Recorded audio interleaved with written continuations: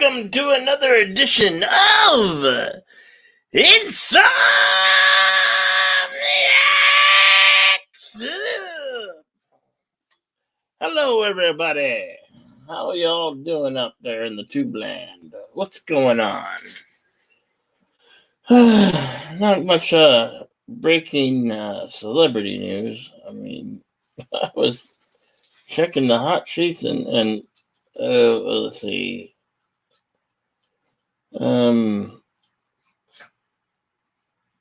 They're trying to ban Donald Trump from holding any office.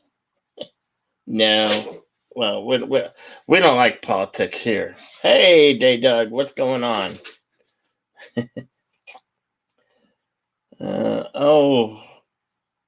From hot off the press, hot off the TMC press. Not that anybody cares. The Bachelor, Matt and Rachel split. Oh, have a cry. I don't care. I really don't care. I don't even know that show still existed anyway. Anyway, what's going on out there? Tonight they're saying, well, if you're on the West Coast, it's still Monday, which still means it's the 15th, but this show goes well into this Tuesday, so that's why I always title it a day ahead. So, and there was that damn daylight savings change, so this will be the time from now on. This will be the slot. If other shows are still going on, well, too bad. This is the time the soup starts. And the soup is a long show, so it ranges from 2 to 3 hours. What's up, Philip Gaming? How's it going, man? How are you doing? Hey, Moira Kitty. Meow. How are you doing? Sorry about that. I had to adjust my mic for a moment. Yeah, 10 p.m. Yes, 10 p.m. Mountain. I really have to look at. I think it's Central Time. It would be 12 a.m. So that's the difference between Mountain Time. All these damn time zones. Yes, it's all great to see you. Always great to see Moira Kitty and Day Doug. It's been a long time, man. You were one of my first and earliest subscribers, so it's great to see you, buddy. You've been subscribed for the longest time, man. It's great to see you. How are you doing, Philip? Working on those movie projects, them that independent feature that you said you might be working on that was delayed. Anyway, hey, just another red shirt. Greetings. How you doing?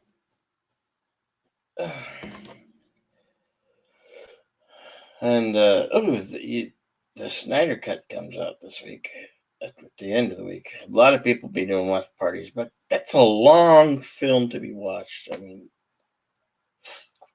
talking 4 hours. I think it's 4 hours and 2 minutes long. It's a long time. Hey, Michael T, what's going on? How's it going, Jedi Bill? Hail to everybody in the chat, too. Moira, meow. Red shirt, how's it going? Philip, hi. I saw you over in the chat. I just left. Oh, my God. Sorry. I'm off the Life with Matthew stream, and LDG was spurting so hard he drove off Trick Yards. What? Really? What were they going on about? WandaVision of all things. Oh, God. I thought we were done with just when you thought you were done with that show, right? Oh my God. Oh, geez. And LDT's bringing up shit like, oh, well, it's the Fermi paradox. I'm just like, dude, you are reading way too much into a comic book show. Yeah. You know. Oh, he drove off. Captain Trek was in the chat chilling with us and stuff, talking. And finally he was like, I can't stick around all this negativity tonight, guys. Yeah. Well, anything having to do with WandaVision, because it's been talked till you're blue in the face about all the theories, and it was all for what? What comes next? What can the Disney Corporation sell you next? And poor Professor Brainy Specs is on the panel with them, trying to corral all this shit. And oh no, he's been going for a while over there. A couple hours.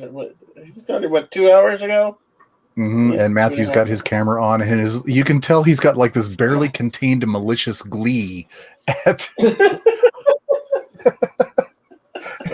like the war going on his panel. Oh, jeez. Is that Night Tracker still there? Yeah, we see you, Wookiee Supremacy. We see you. Hey, Wookiee. Cotton Connection. Yeah. Cotton Connection's awesome.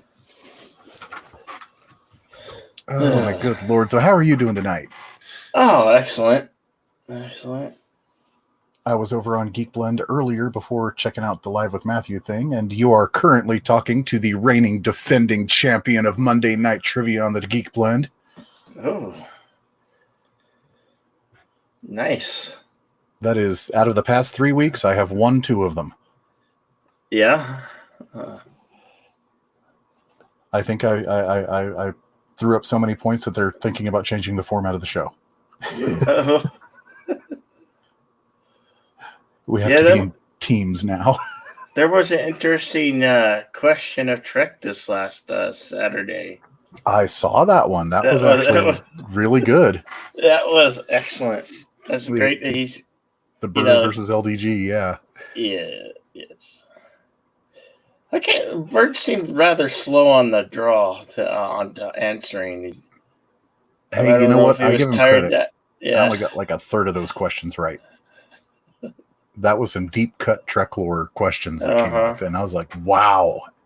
And it's from anywhere within the franchise, so it's not like, oh, here's questions centered around Next Gen, or here's questions centered around the original series. It was like, no, every question came from every era. What do they call those? The laws of Ferengi or something? The rules of acquisition.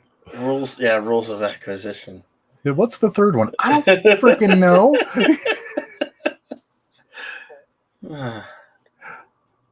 Oh. I haven't even gotten to... I was never really back then into the expanded Star Trek series. I mean, I didn't watch a whole lot of the Next Generation or Deep Space Nine.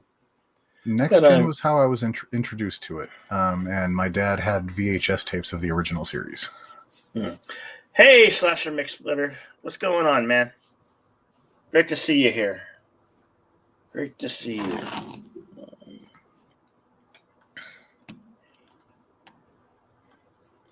Yeah, no, I'm probably gonna check them out. I'm working my way through each series, very, very slowly. I mean, maybe one day when I get bored, sometimes you know how you have you ever binge watched a series?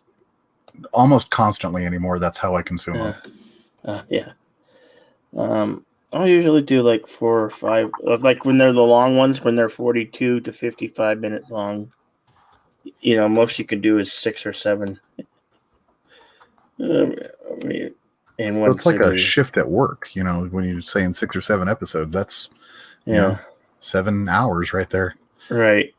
Yeah. But no, I'll eventually watch them. I'm not in no hurry to watch them, get through them. I guess to get more knowledge, I would it would be in my favor to watch them all like right away. But as far as new shows, I'm not really watching anything interesting right now. Because there's like interesting good or interesting bad? Because I finished up Discovery finally. Interesting good. Interesting good. I haven't found one single new program that's interesting yet. I mean, and there's so many there's so many between, and I have so many of the streaming services that there's a lot of options out there. But I find myself watching older shows right now because it's like, oh hell yeah, I'm rewatching Quantum Leap right now too. Oh, I've been rewatching Sons of Anarchy. That's such a great show. And D-Day Doug, he's working on a web series. He wants to do a Darth Revan series and branch off from there. So do you mean Nihilus? And Darth Malak and eventually Darth Bane too. Awesome. That seems cool. It does sound cool. Yeah. Old Republic stuff is like kind of where my weakness is when it comes to Star Wars lore. I never really read the comics that came out for Old Republic, or I think I've got like 2 of the novels. Like my novel collection chronologically starts with Darth Maul stuff and goes 150 novels deep. And only 2 of them are Old Republic novels. Right.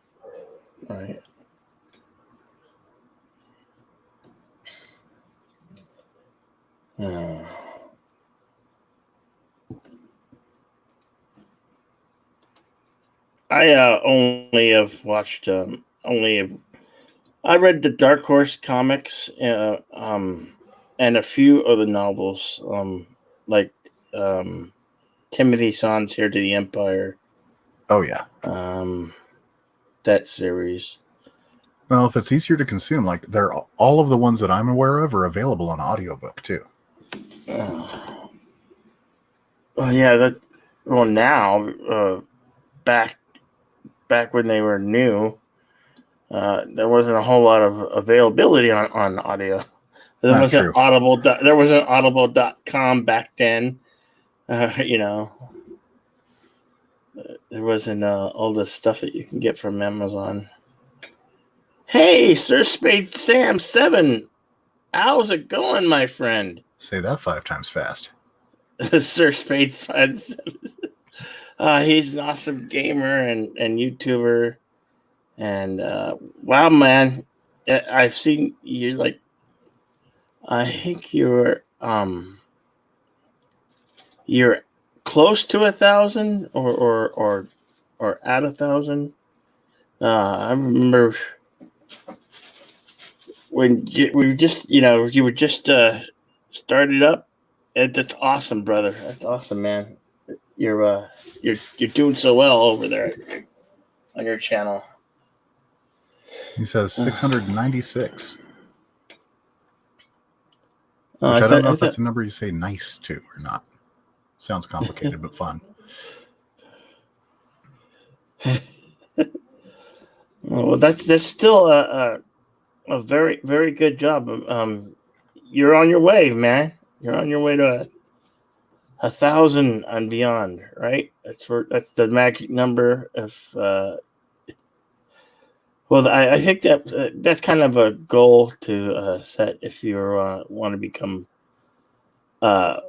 if you care about becoming part of the partnership program for monetization. Otherwise, it don't really matter. We're here to have fun and enjoy ourselves, and just that's what the soup is about, to have fun and just talk about whatever geek stuff, nerd out, comics, comic books, decent TV shows, not garbage. And I like to say, check your drama at the door, but sometimes drama comes in. Sometimes the conversations that we have here start out a little bit of drama. Yeah, I try not to get political in discussions or things like that, but sometimes it's just it's so indulated within the things we talk about anymore that it's almost unavoidable. But that's why I like talking about a lot of the old stuff. So because right, exactly.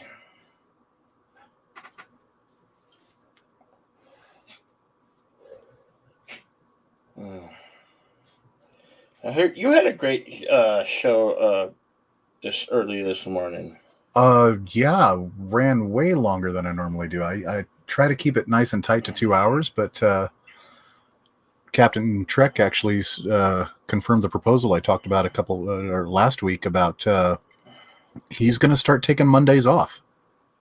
Oh, that's cool. For his brew, and he's going to come in and just hang out on the panel on my Monday morning shows. So yeah, that he doesn't have any of the headaches. He can just sit down and chill and have fun. Yeah, you should totally. Yeah, we'll totally do it. We'll come in and we'll hang out. Yeah, you're more than welcome to too. If you want to take a night off once a week from the Insomniac Soup Sunday night. Well, I normally do take Sunday. I kind of like to run every other Sunday, kind of a thing. But an idea what I've been toying with. I mean, for the last 2 weeks, I haven't run on Sunday night, Monday morning. But maybe And this isn't about selfless promotion to get more eyes on my channel or anything like that. I welcome that certainly, but I mean, you guys deserve a night off once in a while too. So I only do mine once a week. Yeah. Well, that's all the better for us to just come kick it. And what do you call your show? It's called Monday Morning, and there's a third M, and I change it every week. It's been masochism. It's been ministry. It's I change it up kind of depending on my mood.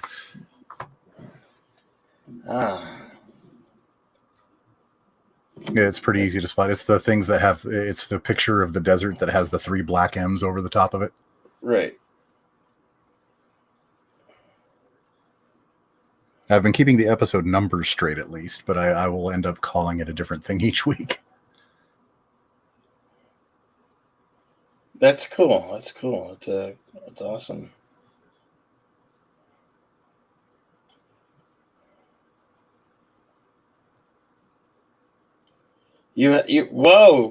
Sir Spade Sam, you had 704, but YouTube is a giant pain in the ass. They don't like the small channels. So. Yeah, I figure if I ever do get to 1,000, I'm going to end up having like 4 or 5 different 1,000K subscriber celebration streams. Because it's going to get up there, dip, get up there, dip. Uh-huh.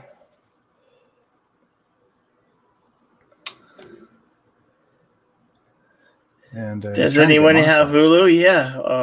What about Hulu, Sir Spade Sam? That's where I watch my Sons of Anarchy is off of Hulu. That's where I'm watching most of my anime right now because screw Crunchyroll and Funimation. Oh, really? Mm-hmm. That's cool.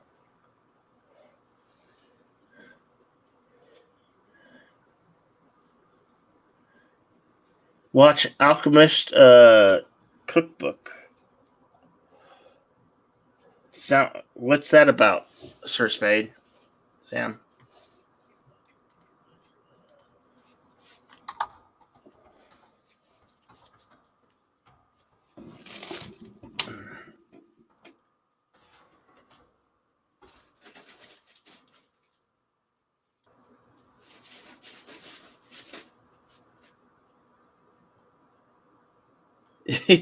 Philip Gaming says he has a hula hoop. Yeah. Came out in 2016. Give me a synopsis.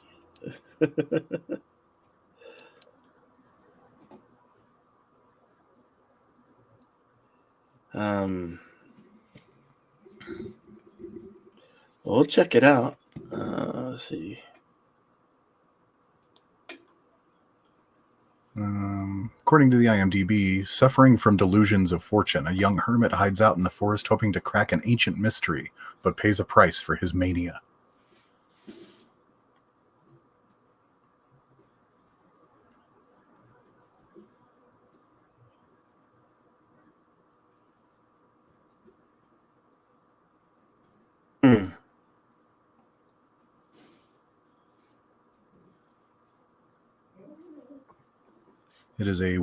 It's a single movie that runs 82 minutes.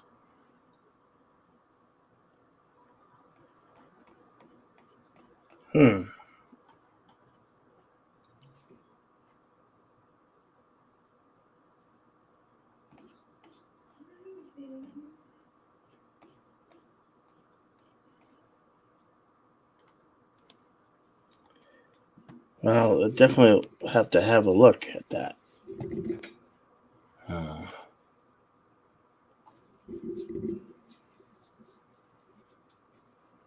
So what you up to tonight, Phil? And no, Phil, you answered me on the what you were working on.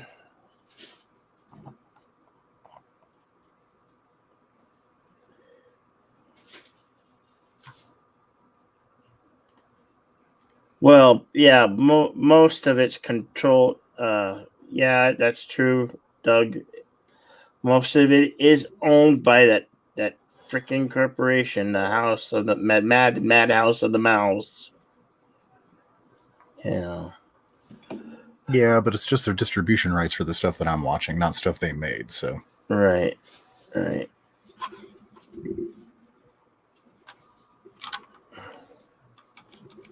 Well, I don't think they necessarily. See, this is what confused me. That they don't necessarily own. They own the control. Mostly control of Hulu. I don't think they actually own Hulu. They own a huge chunk of it, and they deem necessary what. I don't know. If somebody could explain it better, I'd love to hear it, because they're controlling, or they own most of it. I don't know which is the right fact about that.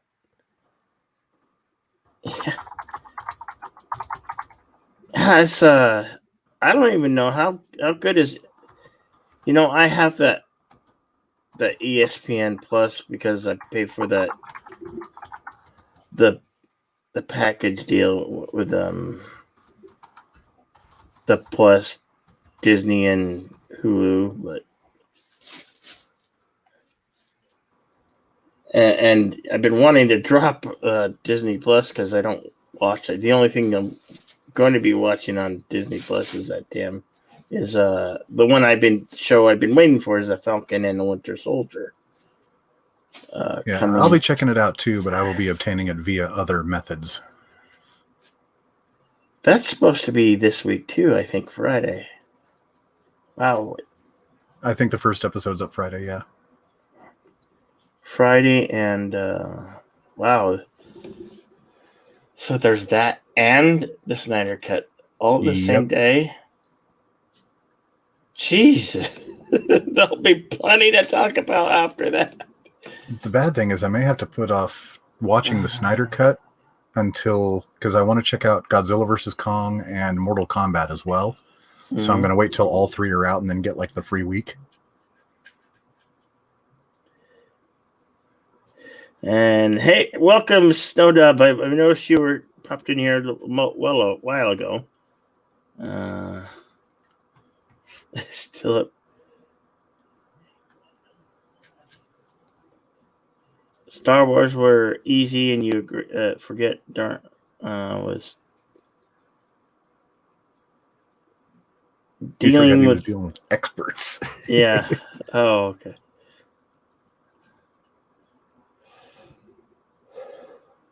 Are we talking about the quiz show, Snowdub?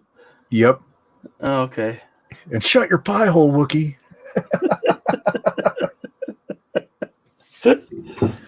Nice. Yeah, I think if I think Snowdub, if you add that buzz in live, that will make hopefully a lot of difference, because a lot of those I buzzed in and I had the answer right there at the tip of my tongue, and it's like, damn it. So that was a very close, but it was a very fun, awesome time.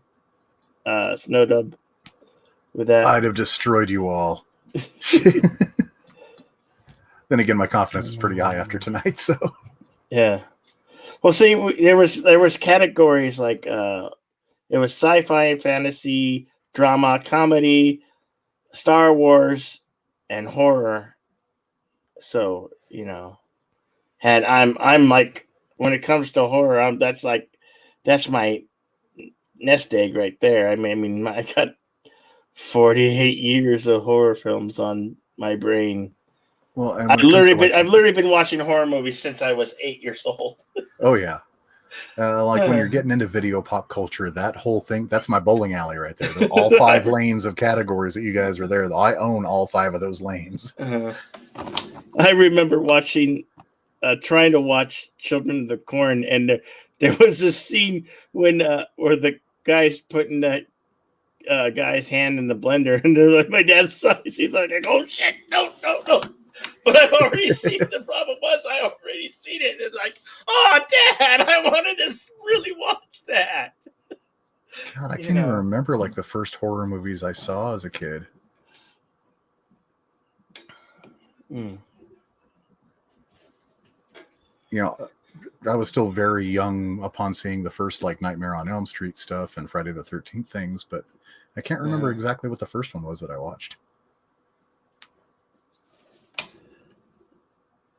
And just another Richard says he's done with everything Disney. He's been to Walt Disney 4 times since 1973, and hashtag yes, Universal Orlando. Here we come. Yeah. Dismal Disney.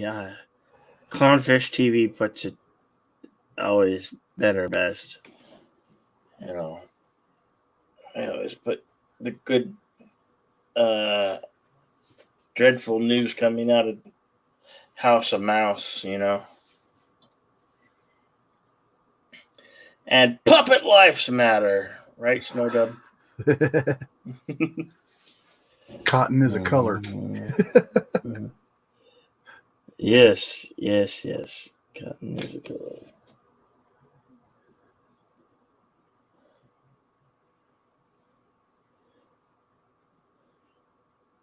Who was it earlier? Oh, Philip was talking about, he was watching a documentary on the actor who played Mr. Miyagi, so Pat Noriyuki Morita.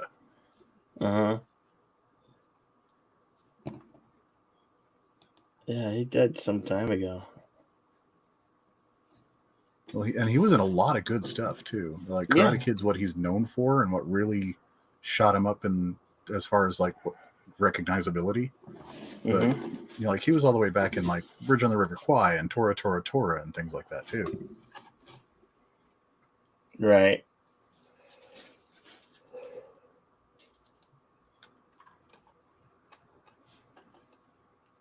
Yeah. Oh shit. Yeah, that's right. And yes, hashtag Puppet Lives Matter. Yeah. D-Day Doug. So I heard Disney wants to get into Alien now. No. Rights to it, God. So why not? Please not. No. That would be bad for all. Yeah, I heard some scuttlebutt on that earlier about them looking at the Alien franchise as their next tentpole. Have you not seen H.R. Geiger. Was an artist behind the Xenomorph. Mm-hmm. And Have you ever looked at H.R. Geiger's book on the artwork of the stuff? He leads charge of toxic males. Oh yeah. I mean, I could see the world feminist wanting to cancel H.R. Geiger, and that would be bad. I mean, he was an outstanding artist, and he may make some cool, awesome furniture. Well, he was the progenitor of what they call bioorganic style, and when I was doing tattoos, it was like really reaching into that genre. People were getting that kind of stuff put on them. Tribal was being phased out, and that was coming in. People were getting like forearm pieces where it looked like their skin had been torn away, and underneath it you'd see that kind of texturing underneath, and it was just like, it was really cool. He was also behind the design of Eve on Species. Right.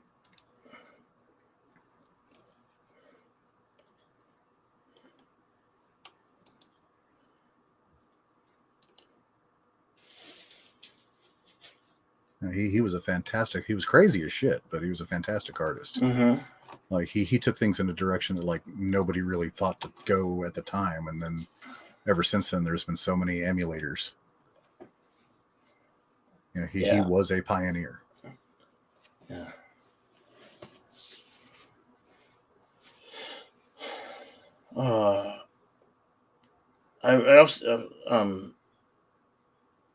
I noticed Hex Allen also ran a pretty good program yesterday morning.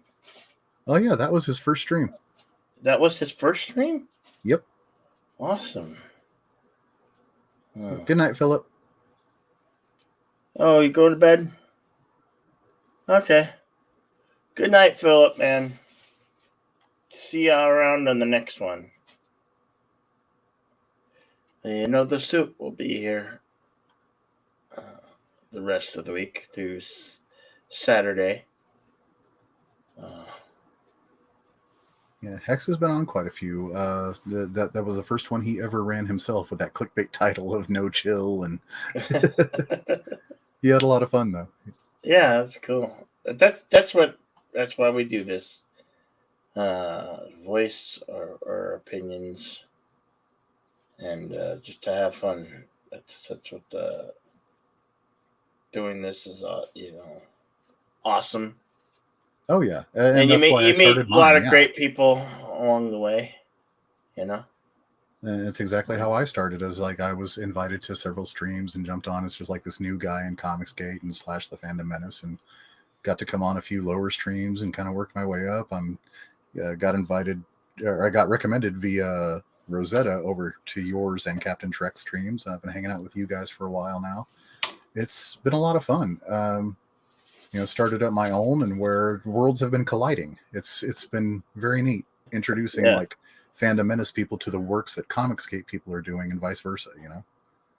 Right. It's like we got a lot more in common than we're not. We all come from the same heart. Right. Exactly. And fans tired of being disrespected. That's why I say Comicsgate is in a bit more of a unique position in that. We get told to go make our own stuff, and it's like, okay, let's go make our own stuff, and they get pissed that we're successful at it. No. Sorry, go ahead. Comicsgate and Indiegogo is not different. They're too different. They're not. Yeah, like Indiegogo is just the platform we use for the crowdfunding. Yeah. Oh, okay. They're a competitor to Kickstarter. Okay. And most of us don't use Kickstarter due to the fact that they have deliberately screwed over a couple of people, and they have a couple of, we'll just say, left-leaners in charge over at Kickstarter that will deliberately suppress or not allow campaigns to be posted. Huh.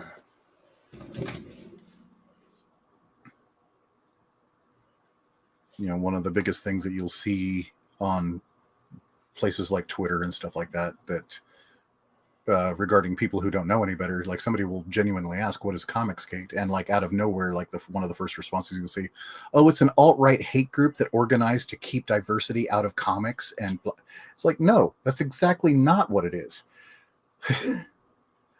The Fandom Menace and Comicsgate and Weeb Wars are all more naturally diverse than all of these mainline companies are forcing themselves to be. There are so many like female creators and like, you know, quote unquote people of color. I hate that term, but you know, right. And a lot of amazing projects that don't pander to any particular crowd. It's just cool stories with cool characters coming out, and people are snagging it up, and the mainstream's getting worried. They're getting jealous. That the problem that like Fandom Menace has with that, not with Comicsgate, but like they don't have the advantage that Comicsgate does, in that when you get told to make your own, how much does it cost to make a damn movie? You know?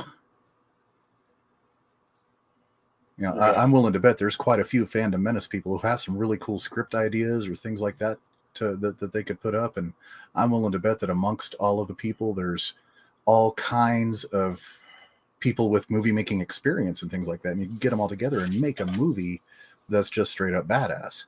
Mm-hmm. But the thing is, it costs an incredible amount of money to make a movie. And like I said, that's where Comicsgate has an advantage. It costs far less to produce a comic book. And when you're crowdfunding that comic book, that's your built-in customers right there. The people who back you are the people who are getting it. And then later on, you can offer a title later at a discounted price on a personal store somewhere. But always take care of your backers first. That's a rule. There's a guy who was claiming Comicsgate, and his campaign is now 2 years late, yet he signed a deal with Walmart and got his comic book in Walmart months before it, and it still hasn't gotten into the hands of the backers. And that is just not how you do that business. I don't begrudge him for taking a Walmart deal, but the timing was terrible.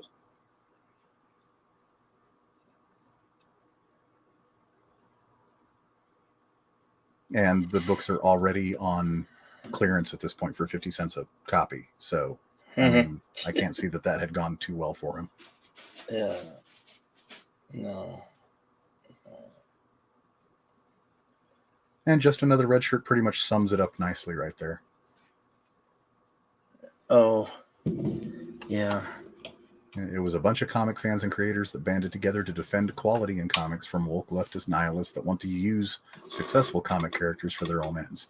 You know, you'll see the changes made that, like, oh, Captain America was secretly Hydra all along. Oh, Wolverine is gay now, and Iceman's gay too, because we said so. When these are characters that have been established just as long as any others that are out there that we would defend from, the sci-fi stuff. I mean, if you woke up tomorrow and CBS suddenly decided, oh, by the way, Spock's gay now and he's been gay all along. That's why he hangs out with Kirk. Right. It's ridiculous, right? The whole idea behind that premise is ridiculous. But that's what they would try to push forward, and that's what creates the pushback. And then when we say, hey, no, that doesn't make any damn sense whatsoever, it's, oh, well, then you're a Yahtzee. Yeah.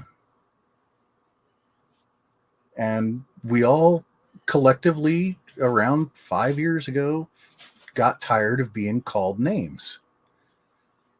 And that's why you see these pushes of what we see is, and it has factionalized into like specifics. That's why we have a Fandom Menace. That's why we have a Weeb Wars. That's why we have a Comicsgate. What? The dumb trolls. Uh-oh. What? That's okay. They turn to stone in sunlight. Yeah. That's what Tolkien taught me.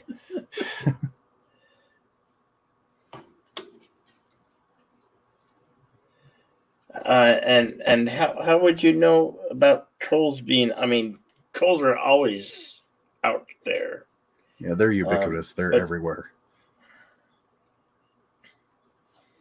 but that's okay. There's we're in high security, so this is not a call-in show. This is an invitation by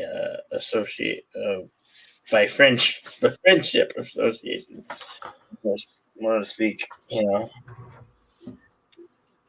Anybody who wants to be on this show, as long as I know them and I've known them for a while, they will get an invitation.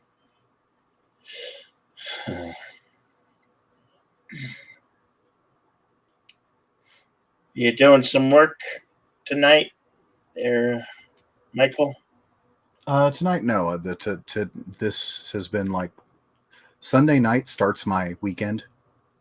Oh, so like I got today all the way through Tuesday night is my time. Mm-hmm. I have been spending an inordinate amount of this weekend on streams. Yeah. Are you working on a project for somebody else, or are you working on your own book, own project? In the background, I am consistently working on my own project. It's called Inferno. Yeah, it's called Inferno. It's a super team sponsored by the government sort of thing. Think Agents of S.H.I.E.L.D. with superpowers.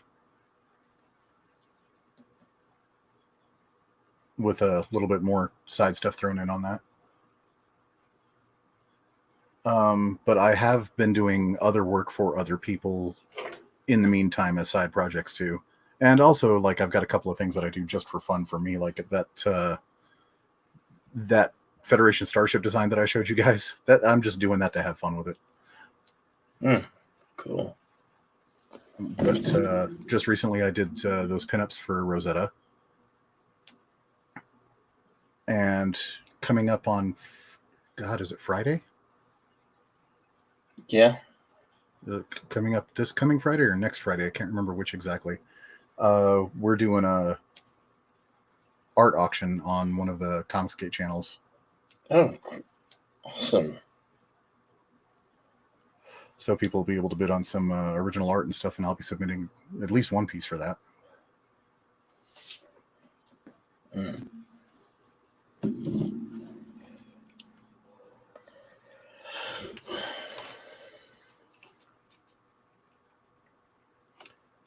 Well,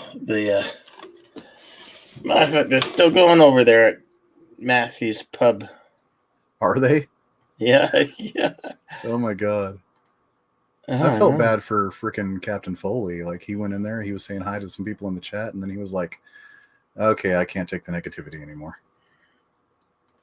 Was it all because of that one to talk? Yeah. I mean, we were trying to be,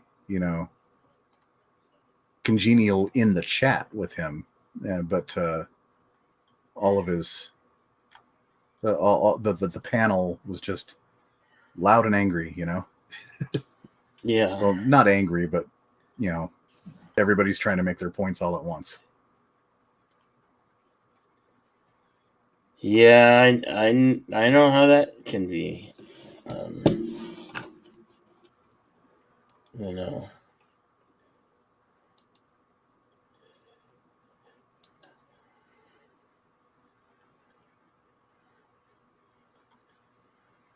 Definitely.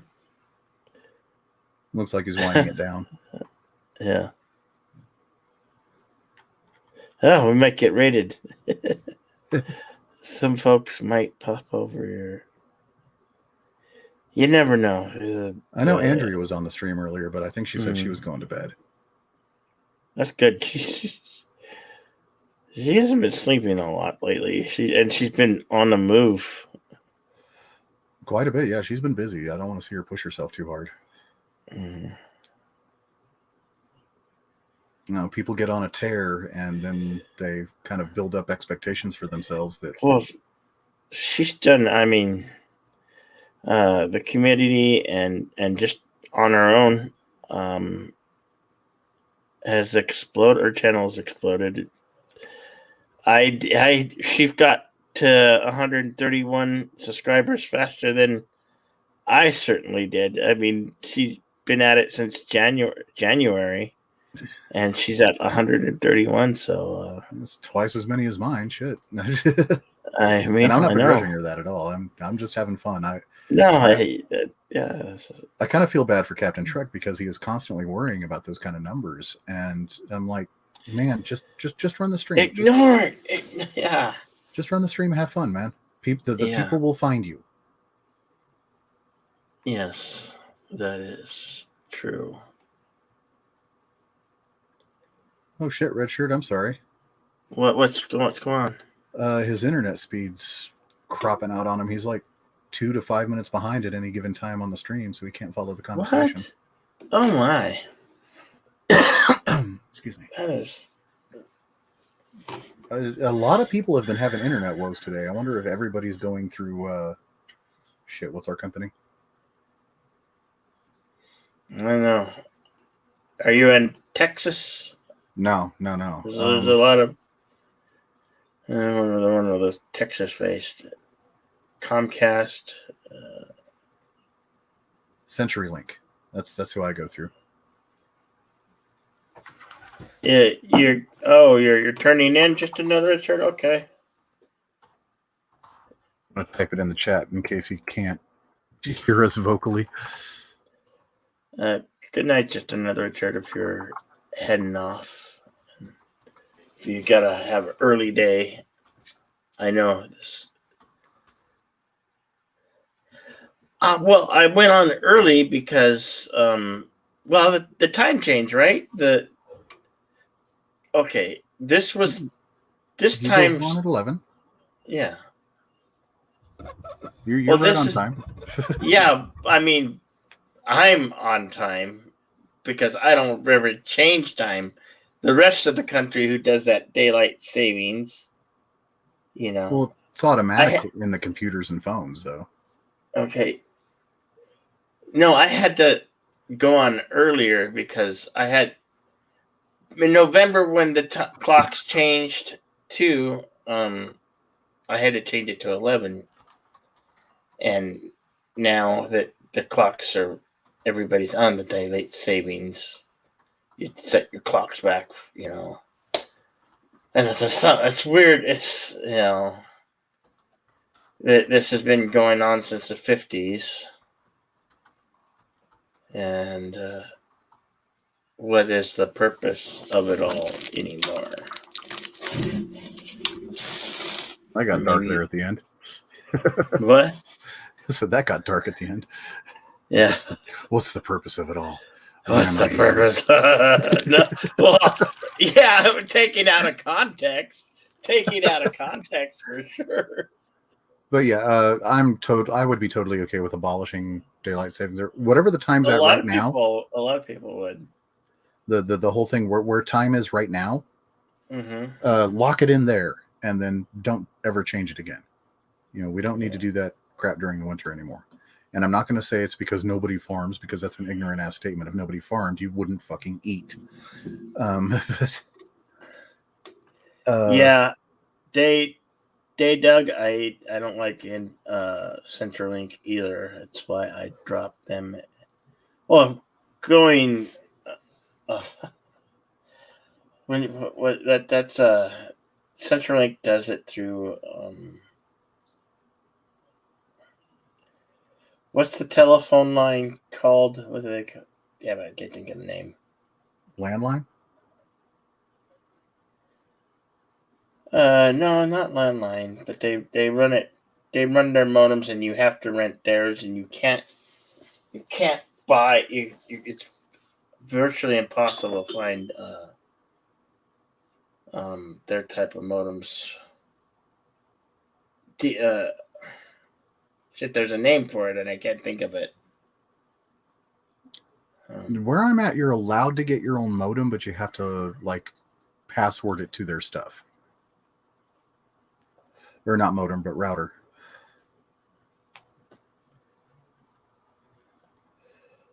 Well, I guess it's a modem router combo for a lot of the services. Oh, you're in an area where you have Cox Communications, though. Yeah, I have. That's what I have. Cox Communications. That's Cox. COX. And I see no reason to make jokes about that name. That's Cox. COX. All right. Yeah. I just give you a handful of people to clip that. No.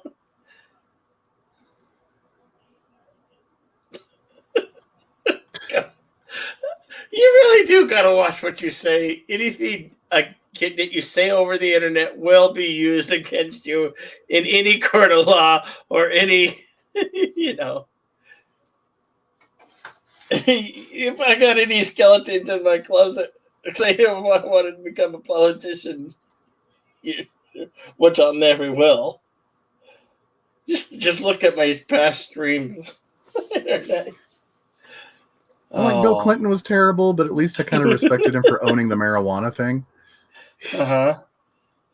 Then you get like Bush Jr. who comes up and says, "I didn't inhale." Yeah. I'm like, yeah, you did, motherfucker. You lie. Oh, yes.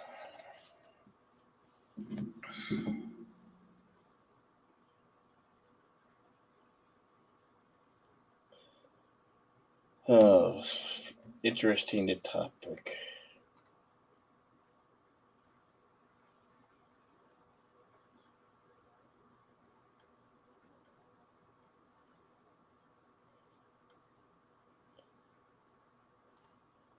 Oh. Midnight Edge streams going on. That one's been going on for a while. Yeah.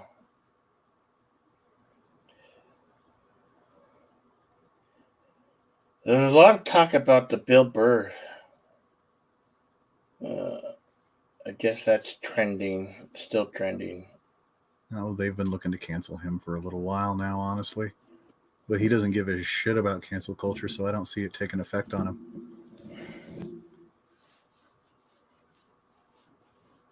Oh, yeah, he's the guy who played... we were discussing this earlier on Lugo from Hot Tub Time Machine. That's the one we speak of. Yes. When does cancel culture, is it ever going to stop? What? I mean, when the generation that's responsible for it finally just becomes old people yelling at clouds. Like, that's the trend I've noticed. The generation that's doing this is the generation that was raised by parents that were like around my age or just a little younger. And I guarantee everybody heard this line from some stupid Heather at school. When I have kids, I'm going to let them do whatever they want. And we just kind of scoffed at them. Well, guess what? They actually did start letting their kids do whatever they want. And now they're up there starting to have kids. And, you know, pretty much the rest of society is looking at them going like, okay, this is dumb. The kids get trophies and ribbons for that's exactly participating a symptom of the in same thing. Every single thing. I mean, no. I showed up. I should get recognition. Like, no, you show up and you win. I even remember, I was in, and this is when I was living in Colorado, like many, many years ago. I mean, I left Colorado in 1980.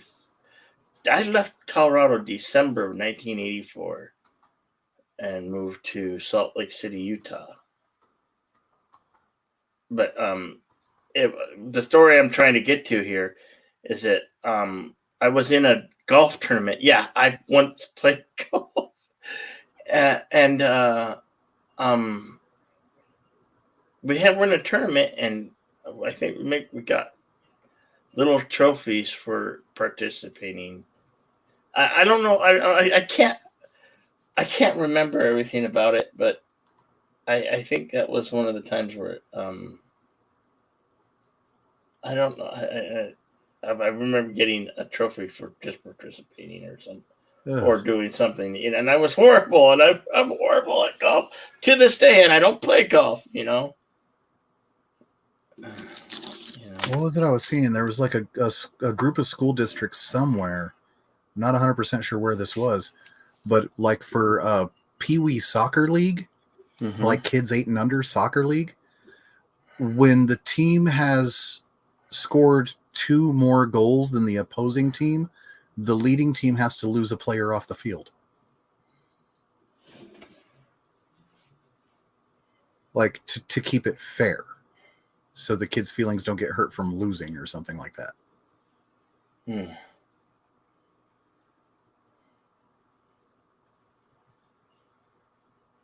And that blew my mind. Like, you were fundamentally changing the concept of competition and the desire to better yourself through competition, and you're just making everybody ordinary and average. And this is perpetuated by people who were ordinary and average, and we're jealous of those who were superior in some way or another, be it intelligence or looks or money or whatever. I'm not a parent, so I can't speak on this, but Doug, I can remember growing up, and I could remember my mom was frequently going through wooden spoons. Oh, hell yeah. And my mom is awesome, by the way. My parents who are still alive and healthy and have and they even live in a retirement community, and they've made it through this vid situation thus far.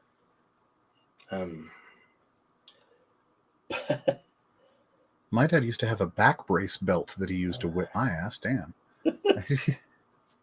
Hell,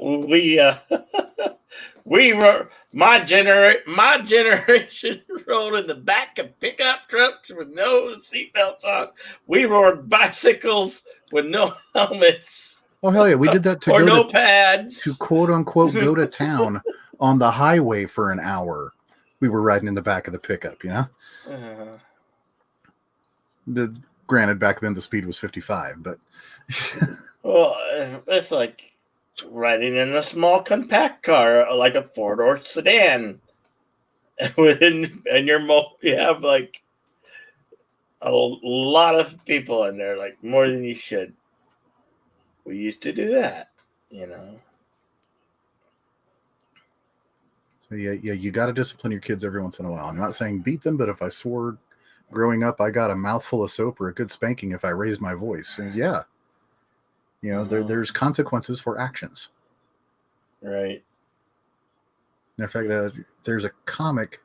I don't know if you've heard of like Cyanide and Happiness, but they do like really dark stick figure animations, and they used to have like a web comic that was just dark humor and hilarious. They put out like a large panel comic one time that regarded this. I found it. Here, hold on.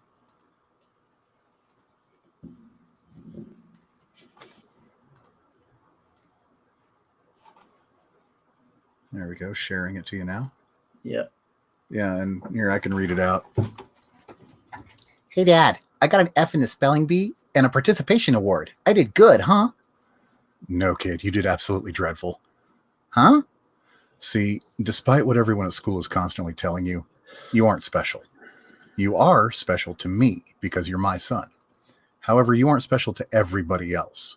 You see, being held in high esteem by people who aren't your parents is often something you have to earn through a positive contribution to society. You do that by developing likable and useful qualities. How can you do that if you're never told you're not good at something?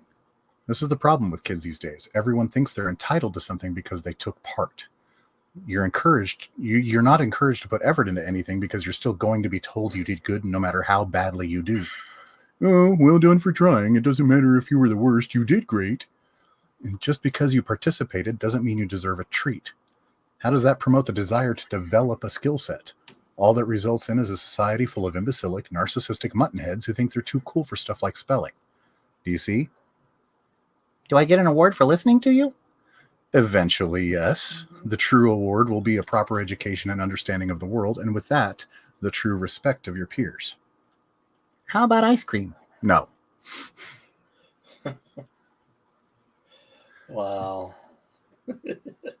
And it cracks it down right there. It's, people aren't taught to respect things, is what it comes down to.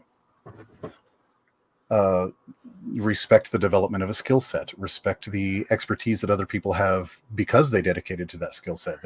It's all about tearing people down because they don't possess the skill set. Mm-hmm.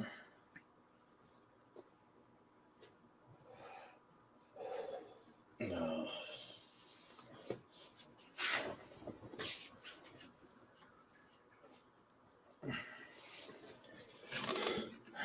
Oh no. What? Snowdove just put out a tweet. And yeah, another legend gone too soon. Yaphet Kotto.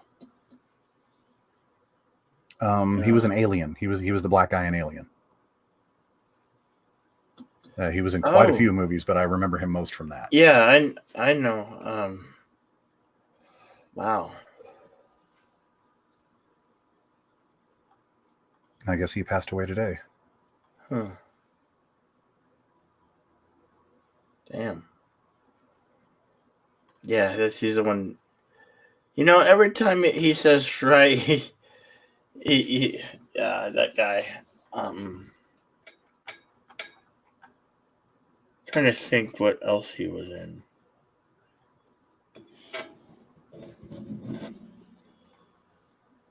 I have the internet at my hands. Oh, so do I. He was a Bond villain too. Yeah, forgot about that. That's right. Live and Let Die. Mm-hmm. Yeah, it was the villain in Live and Let Die. See, Midnight Run, Homicide: Life on the Street, the TV show. He did guest spots in The Wire, voice acted in Alien Isolation, the video game. Oh, that which I heard is awesome, by the way. Oh yeah. You go all the way back to Murder, She Wrote and Perry Mason. I think that's. I wonder if they had that for both the PlayStation 4 and the Xbox. I wonder what platform is better. Oh, probably at least get it on Xbox.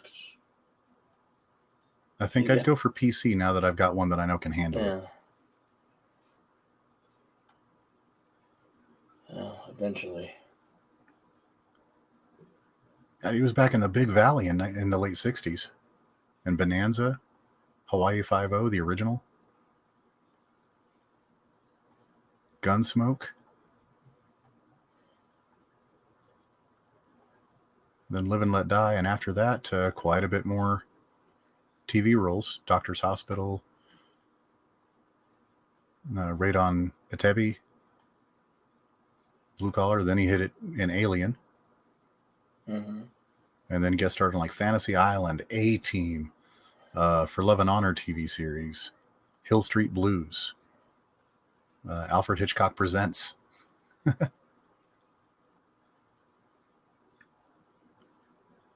yeah, he was in The Running Man too.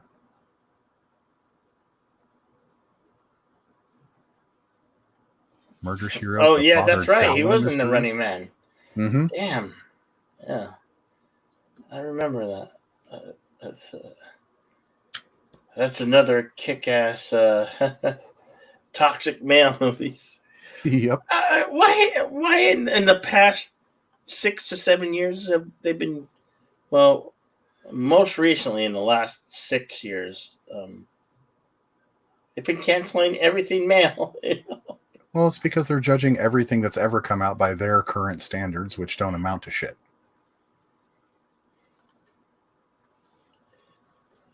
These people, I don't understand them. I don't understand them. everything that was, all the great music and a lot of the great movies were in the 80s and the 70s. And they're canceling it all. Fuck you, cancel culture. Fuck you, cancel culture. A lady could dive at your ass. You know. Ugh. We're ist, we're phobes. Well, I'd rather be an ist and a phobe than whatever your silly campaign. You're gonna look back and you're like, gee, I was such an asshole. Yep, you're just the wrong kind of asshole. Oh yeah, we're already starting to see some of the decline of it, and that just is making them fight a little harder. Mm-hmm. But I think we're going to see the end of this kind of behavior, I'd say, completely within 10 years. That's why it's important for our channels to beat cancel culture, PC culture into submission, even if they decide to cancel us. You know what? You cancel us, we'll come back, tenfold. And I think it's going to be important to make ourselves available on multiple platforms for that same reason too. Exactly. Because, you'll all of a sudden you'll get a bunch of people who's like, oh, let's get rid of his YouTube channel, and they'll bug YouTube and. Well, you know what? I set up a Twitch to stream to Twitch as well, but I haven't got it all figured out yet. No, my problem is I don't use the paid version of StreamYard, so I can't multi-stream to other platforms. Otherwise, I would be streaming to my Twitch and my Facebook at the same time. Oh, yeah. Yeah, that's another thing. I don't know if... yeah, I could literally stream to all three platforms at once. I just don't know how to do it all yet. Like, I haven't read that much into it. I haven't put that much effort into finding out. Well, right as you set up each stream, it asks you which one do you want to go with, and I can pick one, and it's just YouTube, but it's connected to my other two. It's just about connecting your StreamYard account to those other accounts, and it'll ask you at the beginning when you start streaming, okay, where do you want it to go? Oh. And if you pay for the larger version of it, you can click multiple options. Yeah, I'll have to figure that out so I can start streaming. But as it stands right now, I don't pay for it, so I can only have 6 on a panel. I still have the logo up in the corner of the duck, and I can only pick one thing. Yeah. I read, if I ever get, I'm probably going to eventually go with the executive, but I don't know. It's wishy-washy on if you want to do that, because YouTube's such a pain in the ass. Well, it's a StreamYard feature, not a YouTube feature, so. No, I mean dealing with YouTube is what I'm at.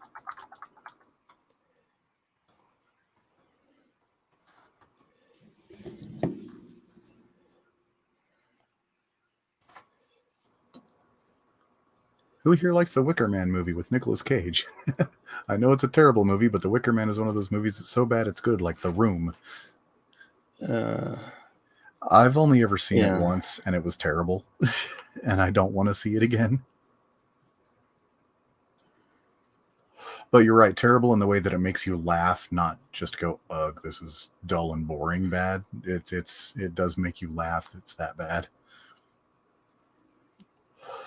When he's got that bear skin on, it just runs up and decks that woman. Mm-hmm.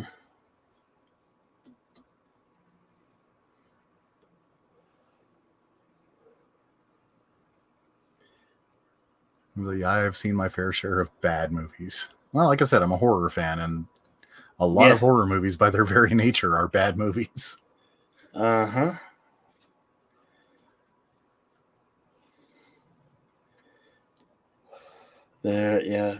Some of them are classics on the rightness. I think we have shows like MST3K to thank for that kind of thing too. Yes. where they can, riff on one of these movies and kind of make us love it in spite of itself, Mm-hmm.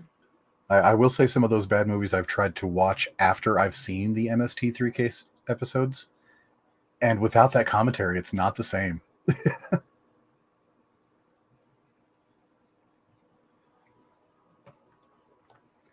You okay, Bill? Yeah, I'm fine. I was just looking at something for a second. Sorry, I got a little bit distracted.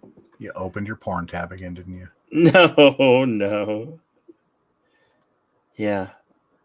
All about dunking buttered toast in orange juice. I don't think I'll ever leave that now. But I'm still gonna do it. I've been doing it for years.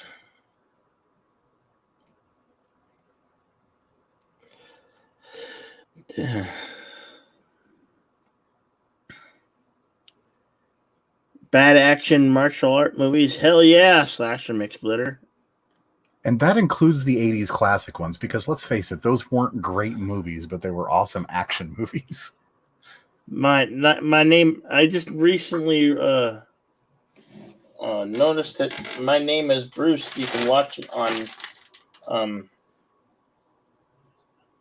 Prime, Amazon Prime right now.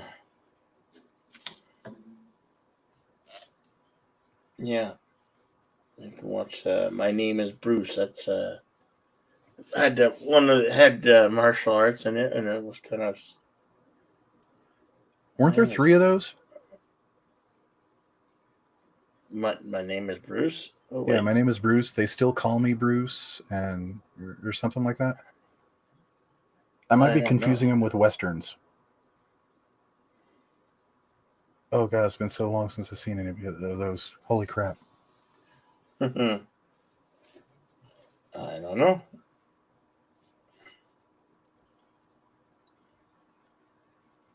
I remember there was I was really into like I still am, but medieval weaponry, things like that, medieval settings.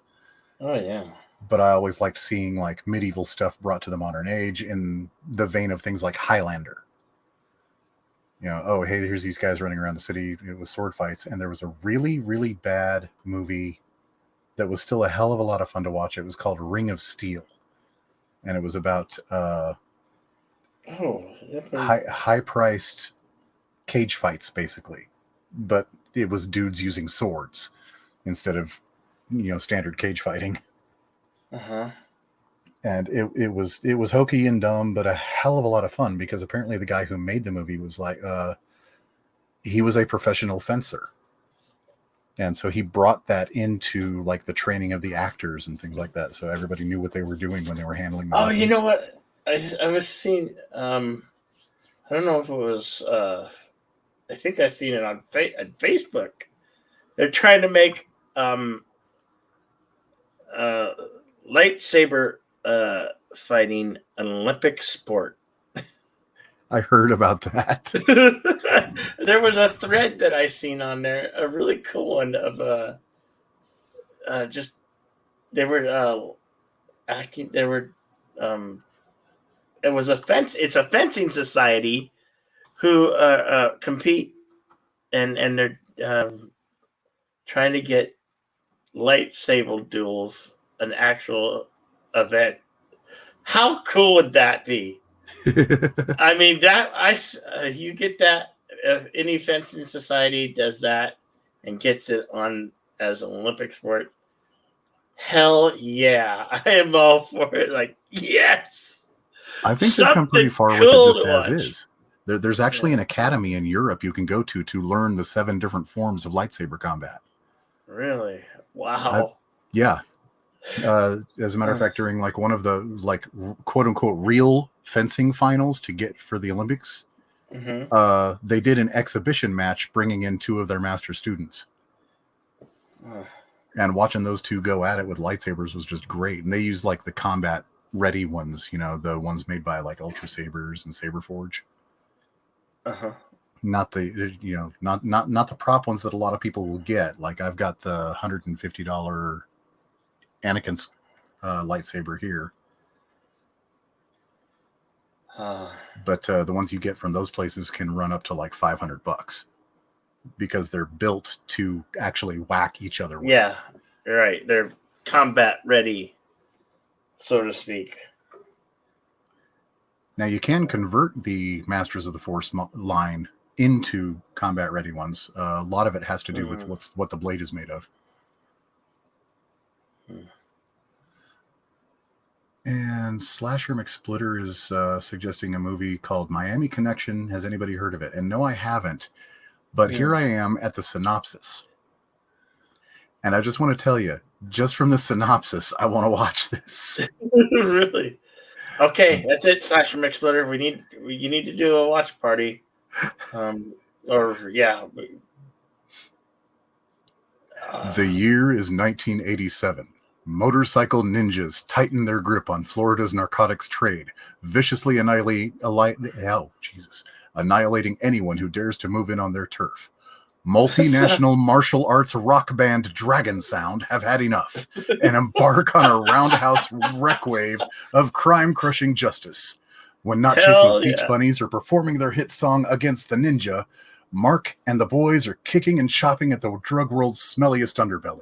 It'll take every ounce of their blood and courage, but Dragon Sound can't stop until they've completely destroyed the dealers, the drunk bikers, the kill-crazy ninjas, the middle-aged thugs, the stupid cocaine, and the entire Miami Connection.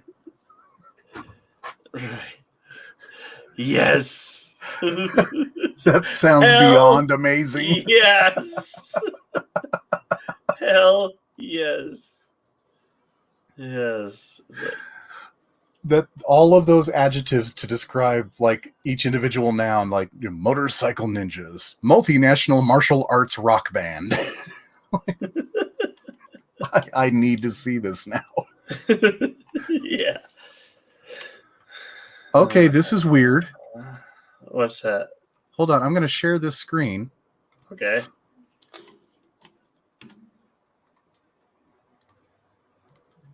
Okay. I'm reading the storyline right there. Look at what the ad is right above it. And what were we just talking about?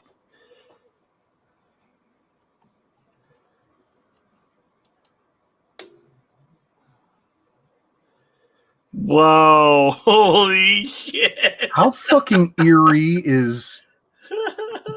Oh. Wow, we're right on point with that, aren't we? Google, stop that shit. Everybody in the chat witnessed this shit. We were talking about internet providers and not being satisfied with CenturyLink and talking about Cox. Well, yeah. And look at what ad popped up on my screen when I went to IMDb to look up a movie line. And they say these things, oh no, they're not spying on you. Exactly. Well, I'm awesome. That's awesome because that's my internet provider right there. That's creepy as shit. Google, stop stalking me.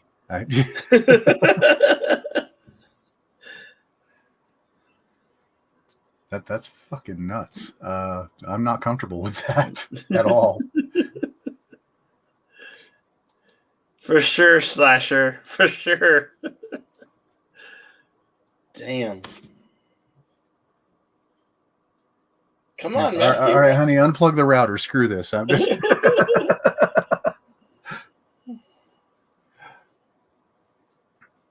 Where is everybody else anyway?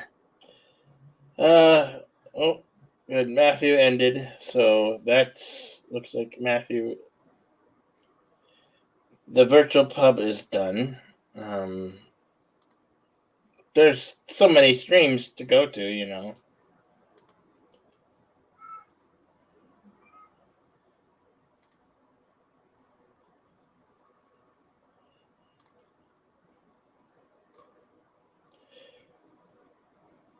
I don't know. Huh. It is creepy, Slasher. Hell yeah, it is. Uncomfortably so. Eerie, yeah. Yeah, who else? Well, Rakita's up. Okay, on people who I follow, only us and Rakita are live. I don't know about anybody else. Or at least people I'm subscribed to. Looks like Midnight says it's just ended like 3 minutes ago. A couple of comic streams I watch ended about half an hour ago.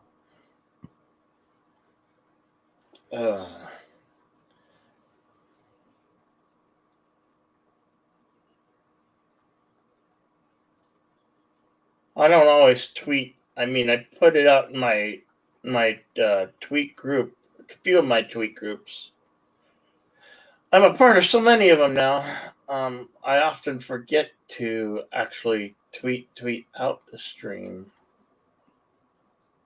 You know, and I always advertise on the Discord because I'm part of many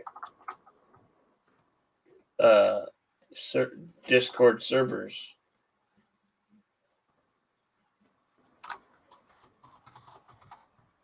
People say Discord's difficult to navigate through. I haven't found. I find it even is easier than Twitter for me. I don't have a problem with it, but I took my time getting into Discord. Like I kind of worked it slowly.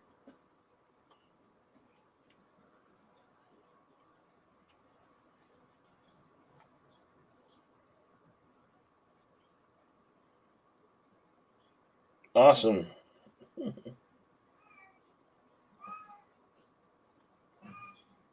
And we got a cat going off. Horny cat.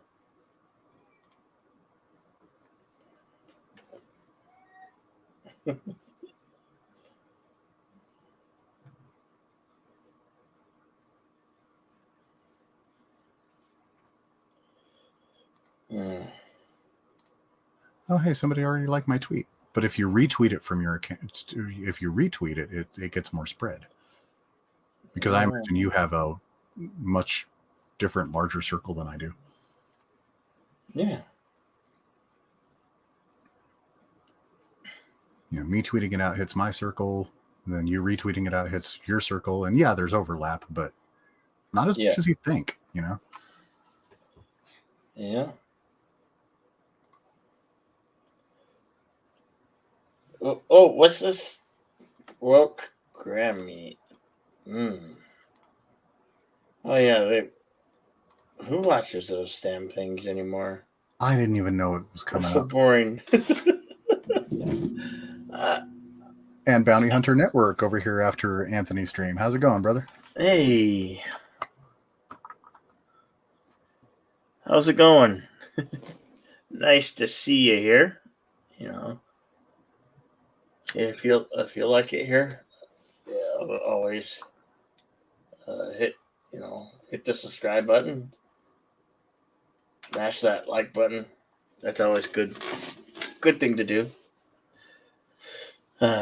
This is the Late Slate Show. This is and my early afternoon show, but yeah. Yeah. Okay, yeah. For those across the pond, across the Atlantic Ocean, it's daytime. So, and you know, I'm, you know, I was in the Life of Pub for a while before I began tonight, and you know, I'm not about advertising my own stream. Don't know all that much. I don't know. I'd say go ahead and do it. Well, I'm not wrenched over there, but you know. Well, I mean, like, yeah, not if you're not invited to do so. I get that. Yeah. Don't be rude. Yeah. Yeah. Bounty Hunter's an East Coaster. Oh, nice. Yeah, hence the name of the show, the Insomniac Soup.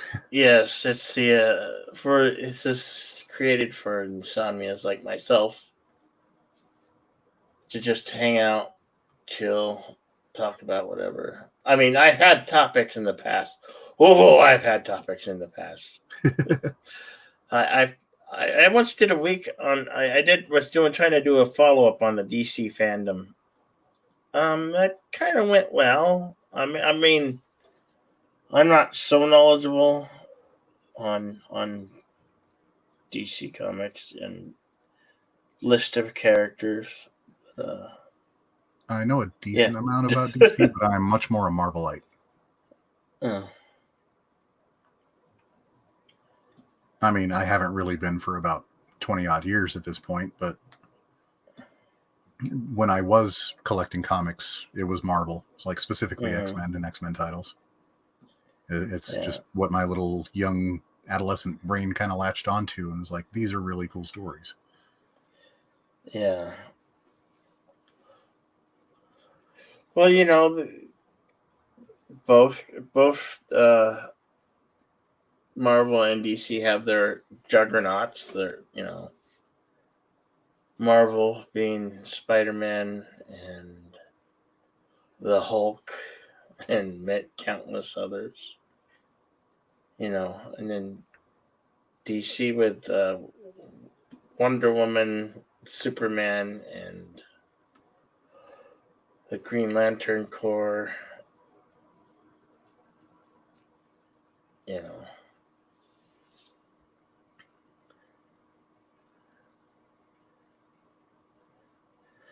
Yeah, I don't favor one. I mean, they're comics. I mean, they have some of the greatest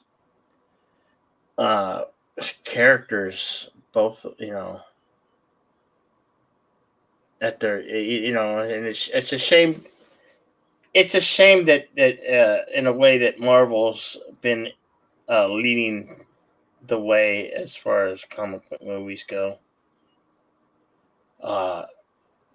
Last year in 2019, it was a huge win with the Joker. It was a huge win. If they can only do that for Superman and Shut up, dog. and Batman, but I just don't. Pardon me a moment. No, it's fine. I don't know what they were thinking when they cast sparkly vampire dude as the new Batman.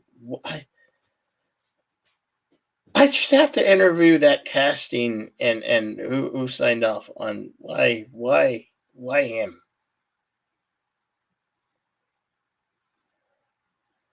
I don't understand why would they choose that guy.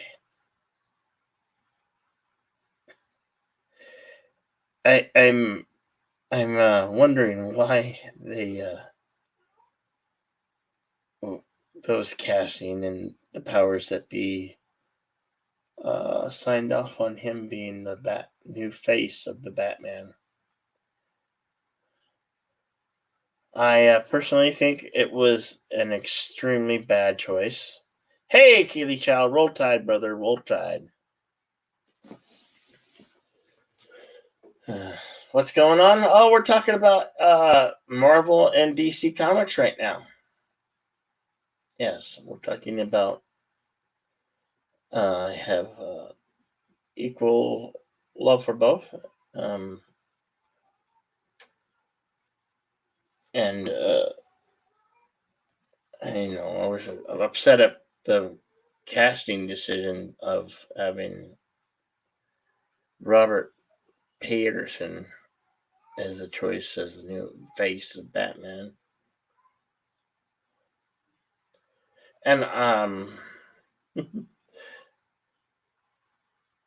guess I don't know if anybody watches that god awful Batwoman show.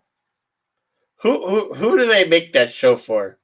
Because it's been rumored it's the worst, absolute worst TV show ever made.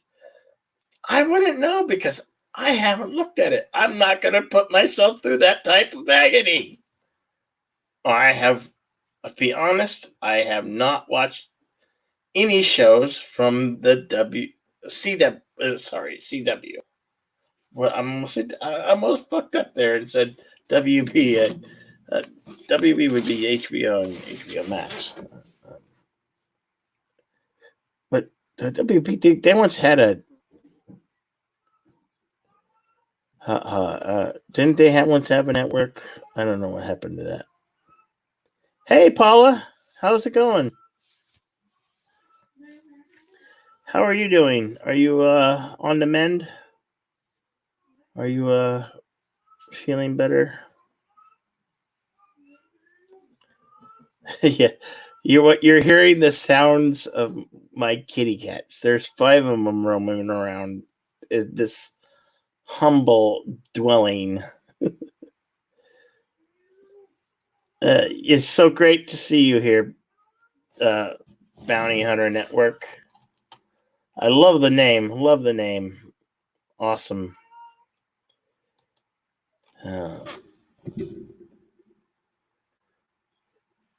We could talk about Star Wars, but it's just too depressing because the House of Mouse, their current,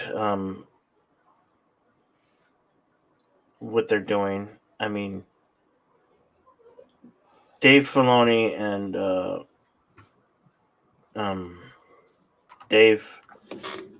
John Favreau,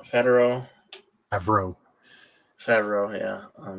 They're on the right track, but as long as they have people like, I mean, if they keep pushing their narrative and shit.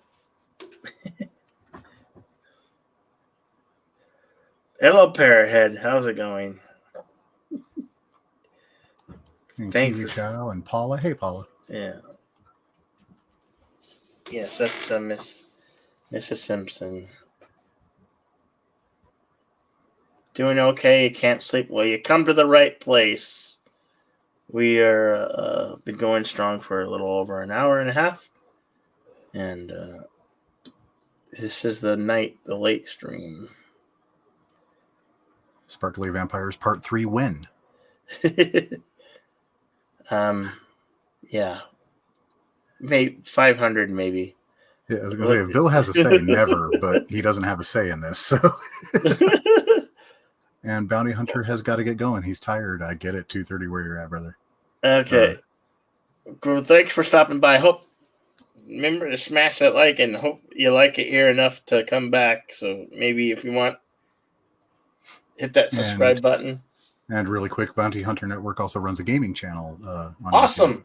So look for that. Awesome. There are 2 Bounty Hunter Networks. Look for the one that's got the Boba Fett icon. Yes. I don't know.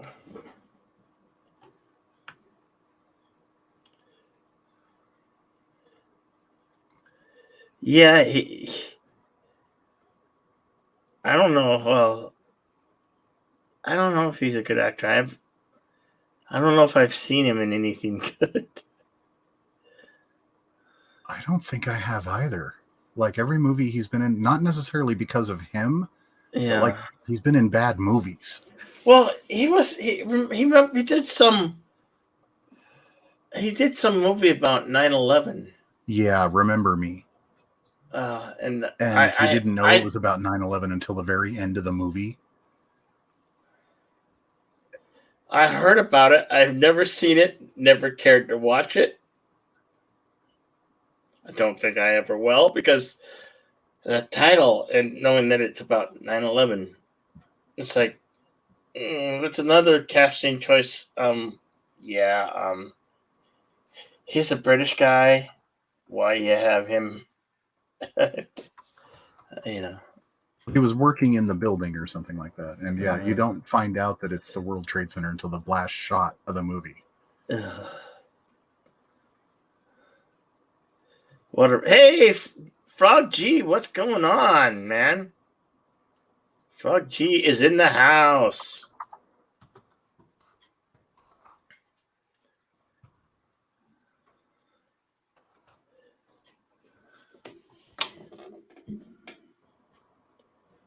The Lighthouse, huh?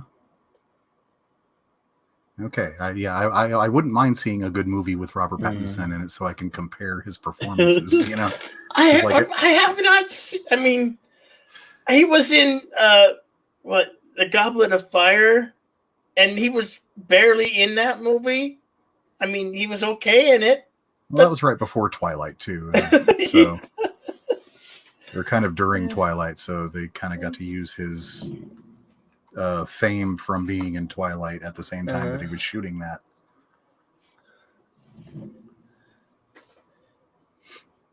Raylos are weird. Keely Chow. Worse than Auburn fans and Tennessee fans combined. You know who's really obnoxious? Texas Tech fans.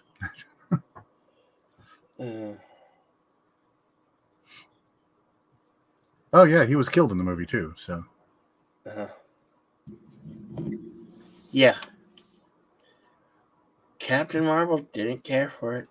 Yeah, and it's not necessarily that the movie sucked. It was like all the bylines from the actress, you know, beforehand. She didn't really add anything to the movie to me. But Captain Marvel as a movie, I don't consider it a bad movie, but I was merely whelmed. Not overwhelmed, not underwhelmed, just whelmed. It was your standard origin story movie that Marvel had put out, which I have the same criticism for like Black Panther and even Doctor Strange. Yeah. You know, I still enjoyed watching those movies, but Captain Marvel's definitely the worst of those three.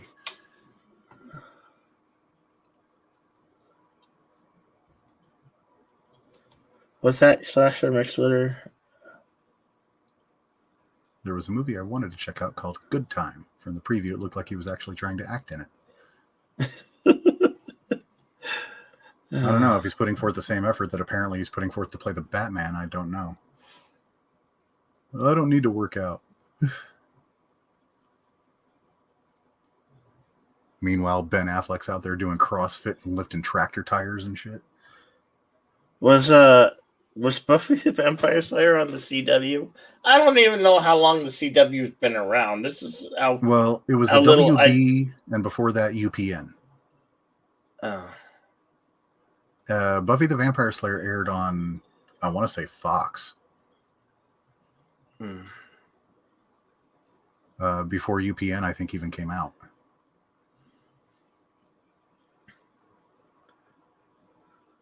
Hey, just another Richard. I noticed you made it back. That is an excellent pun, sir. It wasn't really fast or barely fast. It was more half-assed.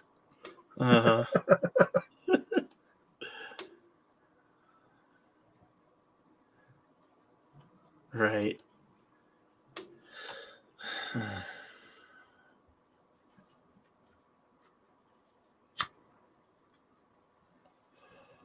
Well, and then there's shows that are tied to that CW-DC universe that aren't even on the CW. Like Titans was one of them. You know,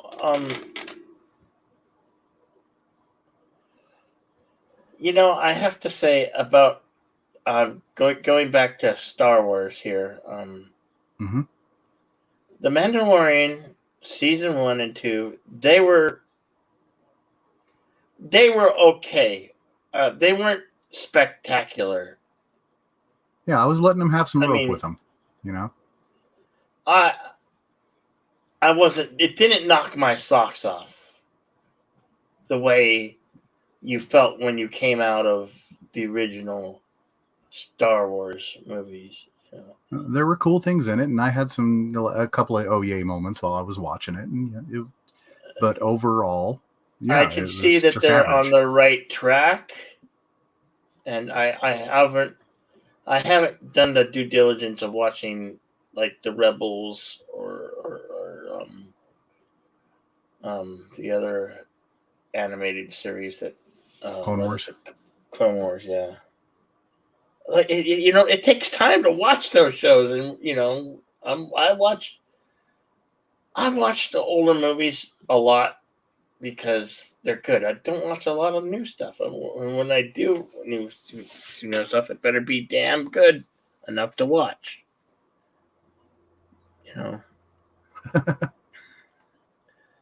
Well, after what Disney had done, I wasn't giving Disney a whole lot of respect. Mandalorian kind of like wedged its way back for me, and I was giving them rope. I was like, okay, this is you're going the right way here. I'm okay with this. Could be better, but you're doing okay. And then all of this crap happened recently. I was like, nope, the rope's coming back. You just done hung yourself. Yes, we can agree to disagree. Yes, Bounty Hunter Network. I'm just saying it didn't knock my socks off. I enjoyed this series. I did. I really did. I just say, and I'm just worried because everybody's skeptical about them destroying, which they've already did. I don't need to beat down an already beaten down character of the beloved Luke. Yeah, that's why we're talking about WandaVision. I am not sleeping, Thomas, but thank you for asking, Thomas. Great to see you, my friend. Oh, it jumped on me. Damn it. But have a good night, Bounty Hunter. Yes, good night. Hope to see you back here again.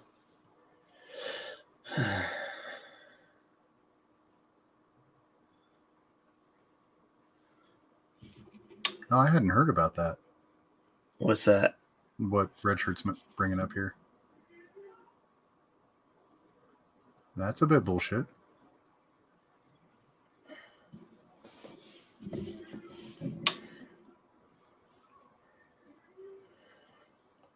And I want to congratulate you for acknowledging Thomas Potts on the first chat that I saw him do. That way he didn't think he was being ignored. That's why he says I'm sleeping again. Yes. I'm always asleep.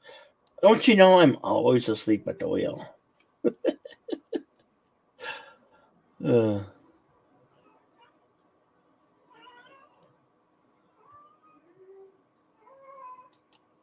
That's a really good question. I normally have an engagement that I do on Saturday nights, but the winter kind of slows that down. I don't know if my friend's ready to get back on track. I will let you know by Saturday, though, certainly. Yes. I'll be there. And Justin Proper, I think, right, Snowdub, Justin Proper going to return. And my fingers are faster than his. I was typing out whole answers before he buzzed in. And this, well, hopefully we do it with the buzz in, with the green buzzer would be a little bit more, different. Hopefully if we use that way of doing it, Snowdub, that would be awesome. Yes, awesome. Awesome, Snowdub. I will definitely try to let you know earlier than Saturday, but you'll definitely have an answer by Saturday morning.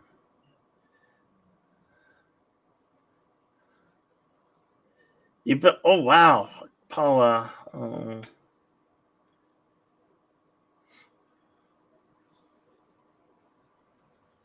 Hey, has the NHL started their season? Isn't it winding up towards the Stanley Cup at this point?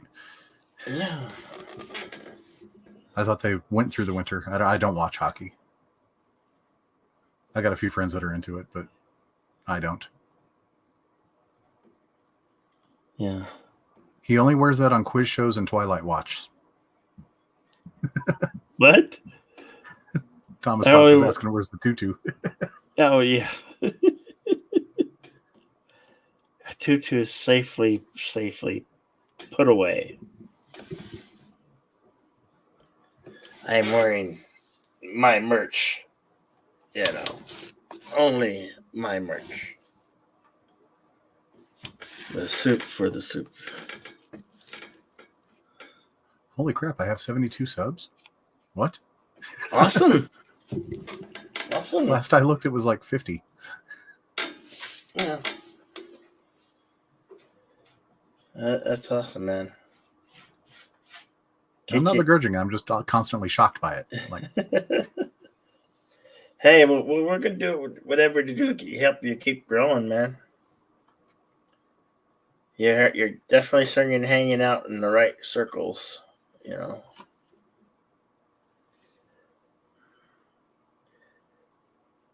Oh wow. Yeah, I've kind of made a name for myself on Geek Blend in the past 3 weeks. Because, like I said, I've won 2 of the last 3 weeks of quiz shows they've been doing on Monday nights. And in the chat, I talk a lot of shit. I'm basically acting like a wrestling heel. Mm-hmm. You all will bow before my intellectual might. There is none who can stand against my path of knowledge and destruction.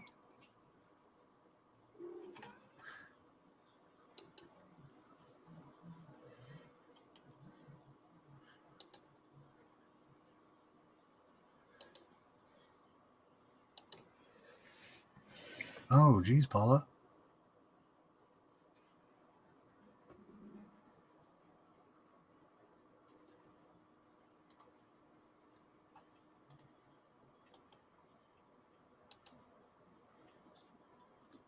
Hell yeah, get to feeling better and get, I imagine you were put on quite a bit of bed rest in the hospital, which is probably why you're awake now. Your body's like, hey, I'm out of there.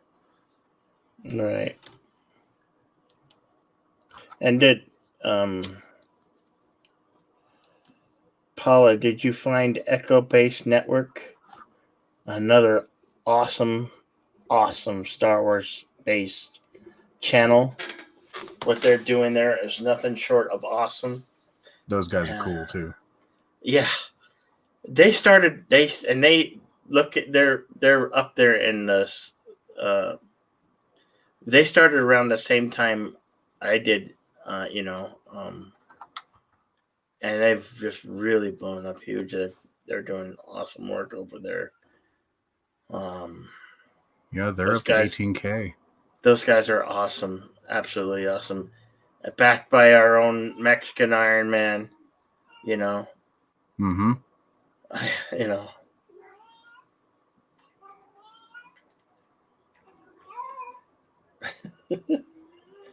There's it goes the kitty cat. It's gonna relocating some toothbrushes. Yeah. We bought toothbrushes for her. They're the cheap kind. And she relocates them from the bathroom to a distribution to this room where I'm at, or the room where Nina's at. I know, silly, right? I got about 20 around here, and I've got one of those Nerf guns that doesn't shoot the darts, it shoots the balls. And yeah, I'll fire that at them randomly and stuff like that, and then immediately lose the ammo because the cat I'm firing at will run away. But like 3 more will see the ball bounce onto the floor and like, oh. So now my gun's empty. I have no ammo, and I don't know where all the ammo is. It's tucked into corners and rooms somewhere. Mm-hmm.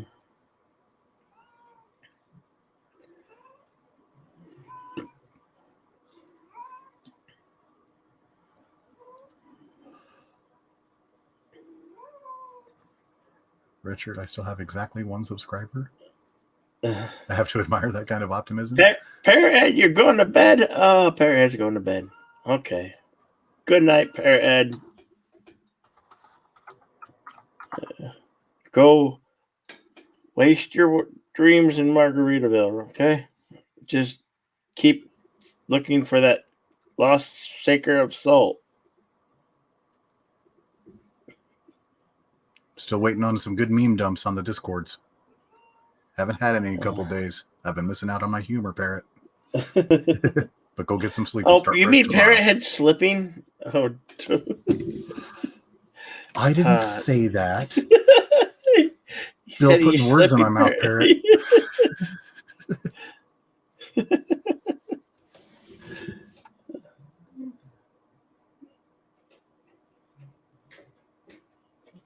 Yeah, Frog G has no content and 1 dedicated sub as well. Well, over on Captain Trek's channel, freaking Yosef, 0 content, but we've managed to drive his subscriber count up to like 74 or something like that. Oh, I have to put them on my YouTubers forum. On my Discord. I believe you're there. I try to get Oh, He has hey, zero Paula. content. Hey, Paula, how you doing? Hello. How you doing, Paula? Doing pretty good. Oh, that's good to hear. Good morning. I should be sleeping, but Well, all of us should be sleeping. Oh yeah, my sleeping is so messed up right now. So I thought I'd try to hang out. Nice. You can hang out for a while. Oh, what? Well, I guess the while's over, right? She might have hit. No. She might have hit the wrong button. Oh no, I'm just playing. It's okay. It's okay. Bill, why did you kick her? My hands are free. There she is. She's back. Okay. Hello again.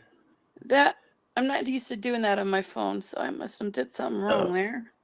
Yeah, you never hit the red button. Oh, well. The red button is the Leaf Studio, and that is precisely what you do. I know. I don't even know what day of the week it is. I'm so messed up. It's Tuesday morning. Night. Yeah, so technically Tuesday morning. Yes, Taco Tuesday. That sounds good. That's why I always date it for the next day. I start on one day and it ends up being the next day, so I date it one day ahead. Oh yeah. In this time slot, yeah. Huh. It's hard to believe it's Tuesday. I know, and that we're more halfway through the month already. That part's completely nuts because I basically lost a week of time. I'm just glad to be home. Glad to be home. I slept so much today that I'm not tired right now. You're in the right place. Proper place to hang out and chill.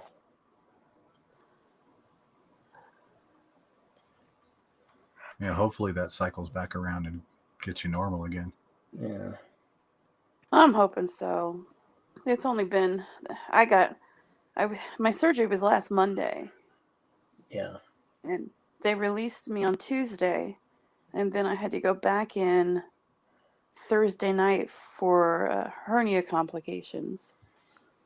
And then they kept me until Sunday evening.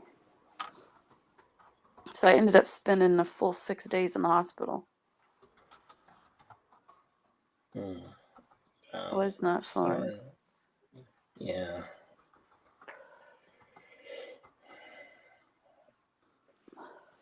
But you're on the mend, and you're hopefully getting better. Oh, yeah. Yep, I'm hanging in there. That's good. Glad to hear I'm probably going to take another week off of work unpaid, or not unpaid, but yeah, unworking.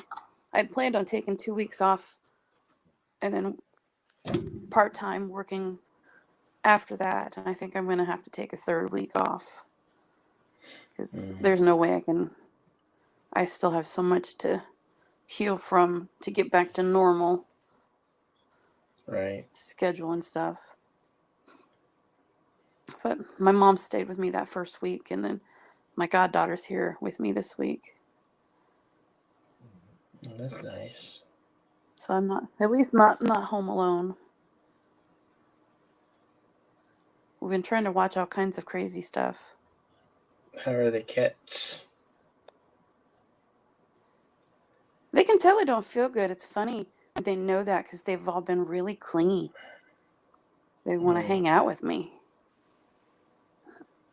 They do that with my wife whenever she has her ablations done every 6 months. We all miss the star, the cutest. He has been so funny. He's like my shadow. He will not go too far away. It's like he's keeping an eye on me.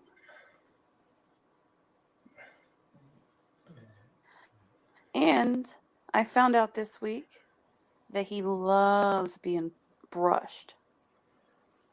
Richard never bothered to brush him. And we pulled the brush out when it got because he had crowd some out knots so behind his much. ears. Yeah, he loved being brushed. Almost to the point that when I was done, he wasn't, and he kept wanting more. That's cute. I have to get some better pictures of him. I haven't posted any in a while, but I haven't been home. Yeah, well, you had a I think. eventful Oh yeah. week. Yeah. The worst part is they hook you up to IV fluids, and I think I gained almost 25 pounds in IV fluids in those 6 days. I hope to It God is you're so exaggerating. uncomfortable. No, I'm not. Oh, wow. Yeah, no, I'm not. I wish. And I think I finally, it's so bad that drinking the minimum I can to drink to still stay hydrated. I have to go to the bathroom about every hour. Full bladder. Oh, that's My not kidneys fun. are... No. The nurse said it would take up to 2 to 4 weeks to get it all out of me. That's going to be a long time waiting.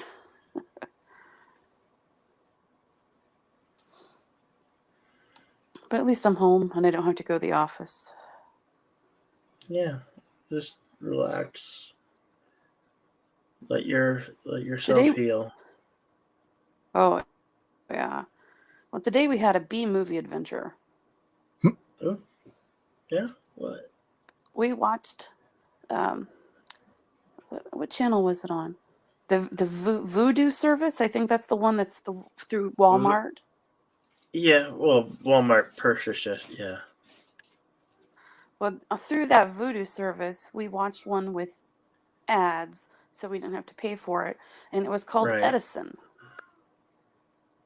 And the movie Edison, we looked at the previews and we thought, this movie has such potential, because this movie, Edison, the cast included Morgan Freeman, Justin Timberlake, Cary Elwes. He's the guy from Princess Bride. Yeah. Yeah.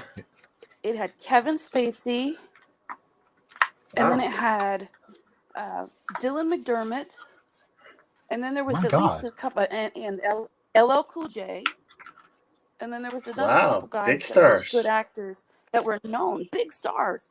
We thought this movie with that cast has got to be good, and they just butchered it. It was so disappointing with that cast, how bad the movie ended up being. Yeah, we just couldn't believe it. It was a decent enough movie, but with that cast, we just expected a whole heck of a lot more. So they're kind of staying right on point with modern Hollywood blockbusters or popular Hollywood films. Yeah, and it was a slightly older movie because Justin Timberlake was still pretty young, and the girl that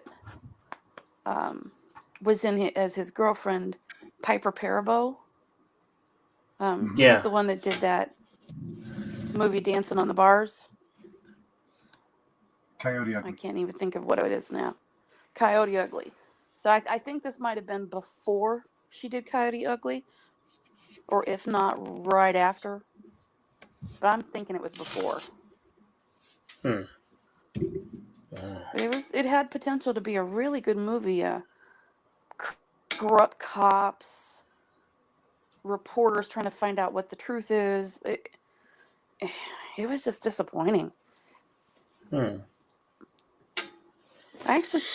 was actually awake enough, and I watched the whole thing, which I was surprised today.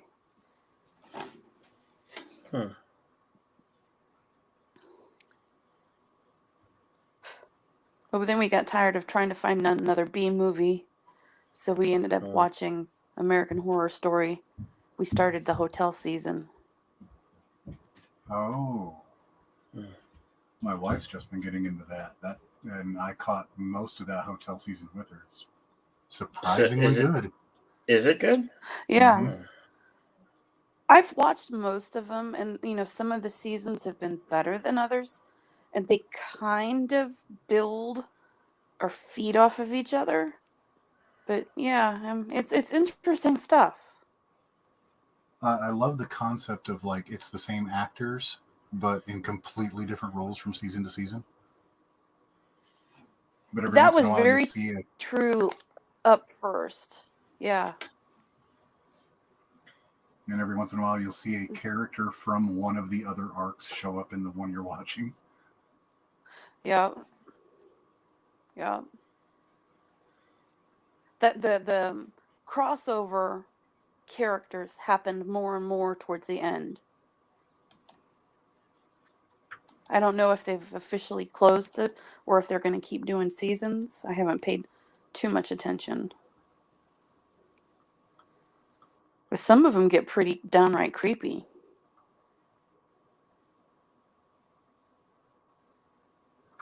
But the hotel season's the one with Lady Gaga in it. Mm-hmm. I will give you no spoilers for this. That is actually the one season I saw from beginning to end, and very cool concepts in it. Mm-hmm. And I think they're a surprising actress. Yeah. I think their costuming and set design and the cinematography, especially in the hotel season, has been really, really good.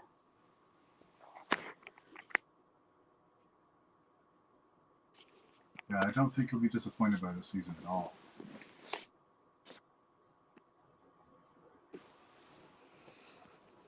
No, I've seen it before. It's been a while. It's just, for me, it's been something that I've seen, so that if I miss it because I have to doze, not voluntarily, I don't miss much.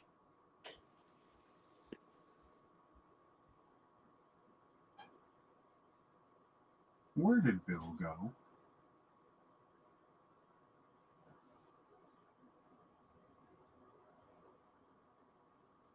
Man disappearing from his own stream. What's going on?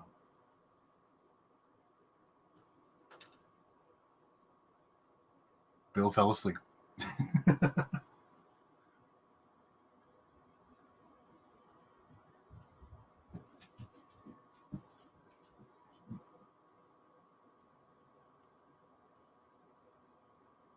Wait, am I alone carrying this right now? I am. So everybody. Yeah. Oh, sorry. I'm usually here. Sorry, I was going to be like, so everybody, back to WandaVision again. And sorry, I had to step away for just a moment. Yeah.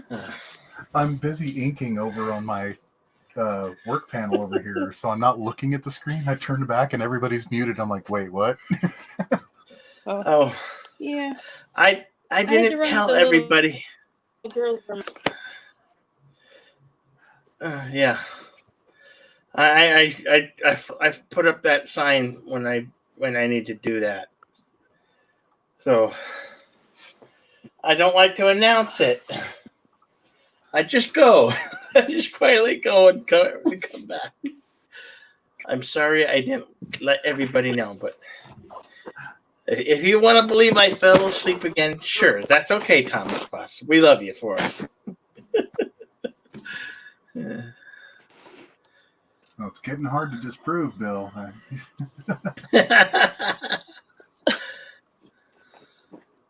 No. Just stepped away. Momentarily stepped away. That's all.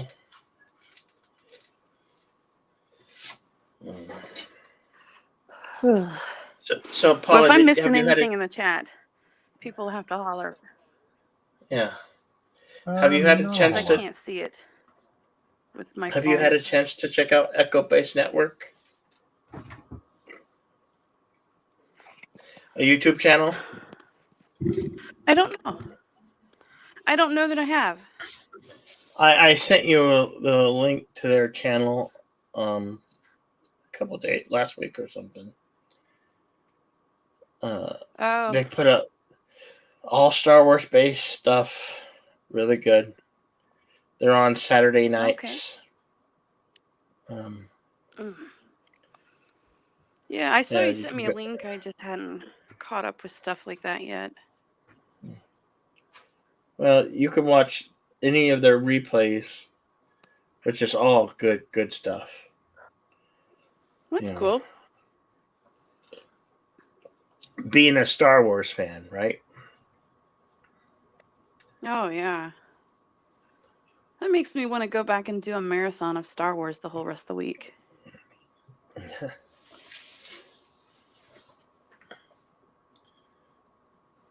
All 6 movies, and there are only 6 movies. Which one's your favorite? My favorite are the older ones, 4, 5, and 6. Yeah. And then I'll take 1, 2, and 3. Yeah, just another red shirt.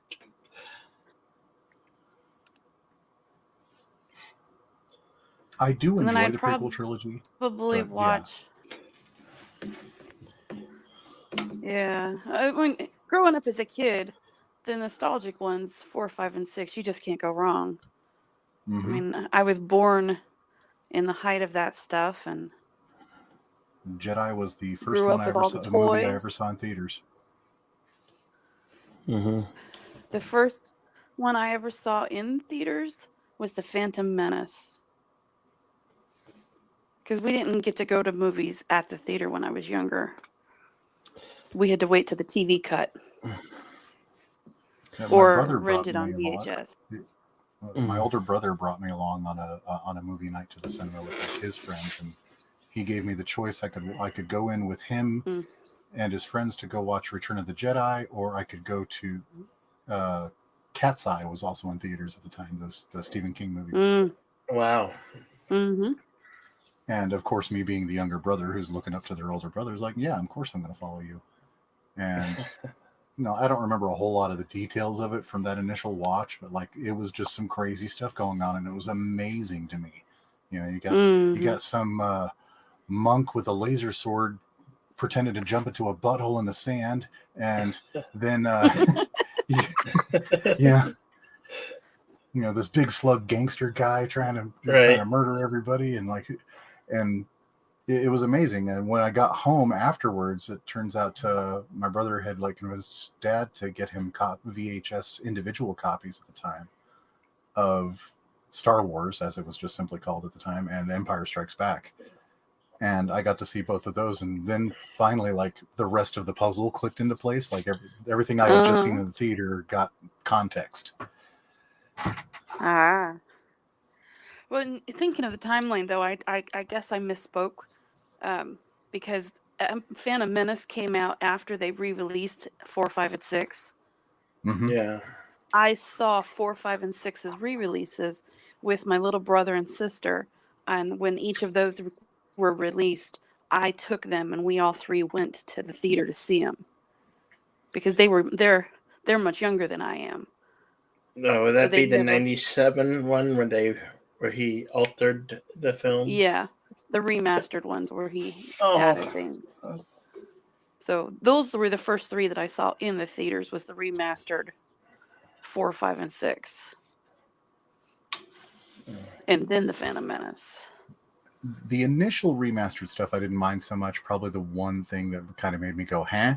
was the music number in Jabba's palace. Yeah. That was weird. Because it didn't advance the storyline. It didn't clear things up. It didn't. What the hell was that for, really? Yeah, that was a weird one. Mm-hmm. I almost think they did it to further the Happy Meal toy franchise. Oh, that I can believe. Star Wars was all about merchandising. It's all about the merchandising, folks. All about the merchandising. Mm-hmm. Well, see, yeah, Red Shirt. I despise the remastered initial trilogy. The thing is, he's redone it like 5 different times now, and now Disney itself has done it. McClunky, McClunky. I think I still have a set of the original unremastered VHS set. Han always shot first. I still have those. The ones distributed by CBS Fox. Yep. I would love to get my Han a DVD copy of without the remastered in its original form. Mm-hmm. I actually have them digitally as well, but I don't know how to go about sharing that big of a file because they're decent quality. Mm. Some of the remastered things were cool, though, because I remember seeing the Bespin where they Cloud actually City, put the windows having stuff outside. Mm-hmm. That made those scenes in Bespin kind of cool. Mm-hmm. So some of it I didn't really mind. Well, and I remember like the Battle of Yavin and the Battle of Endor, you could tell very easily that they're, especially Yavin, the model work that they were doing. Like I'm a kid, but I get that like this is a movie, and I'm kind of mentally seeing like, okay, this is being held on a rod and the camera's moving like this kind of situation. When he remastered it and turned most of the Battle of Yavin CGI for the exterior shots, that blew me away. It looked so good. Yeah. Although there's something to be said for the old school model film capture, as I kind of like that sometimes. It doesn't have to be pristine and perfect to me, because there's craftsmanship in that. Oh no, I totally agree. It's fascinating when you watch the documentaries. Yeah, practical effects are far superior in every way. Just take a look at what they did to The Thing. What did they do to The Thing? Well, okay, there's the original Thing, not Thing from Another World, not the 50s one, but The Thing with Kurt Russell back in 82, 84, somewhere in there.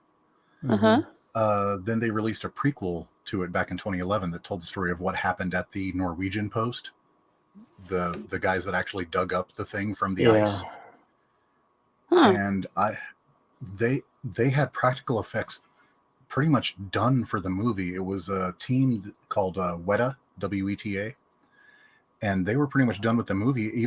They even had the point where like the stuff was looking so good, like Stan Winston before he passed had stopped by and like lent his expertise because he's been doing practical stuff for ever, And the WETA people were just like so hyped to have Stan Winston on set giving them tips and things like that. And they had these practical effects pretty much done. And I guess the studio saw the cut of the movie where not everything had been finished yet. It's like, hey, here's what we've got so far. And the studio just arbitrarily said, okay, no, screw this. Cover everything with CGI. Oh, gosh. And that's literally what they did. And the CGI effects looked terrible because they were incredibly rushed. So the studio basically screwed the reputation of the CGI company because it was a crazily rushed job. Yeah. And it screwed WETA because there's all this work they put into it that none of it shows up on screen. Oh, that always stinks. So kind of behind everybody's back, WETA released you can find it on YouTube right now. There's like a 1-hour video they put out on YouTube. They were like, guys, this wasn't our fault. Look, this is what we had done. And it's fantastic. Like you can see, everybody started. I can't remember which studio it was. Started sending emails going like, "Why did you put this away? Why?" Yeah. Yeah. Oh. Wow. Yeah, that's not a movie. The Thing. I know of it with Kurt Russell, but it's not one that I watched. That was one of my earliest horror movie experiences, and I loved it. My earliest was Nightmare on Elm Street. I was Also on my probably list, yes.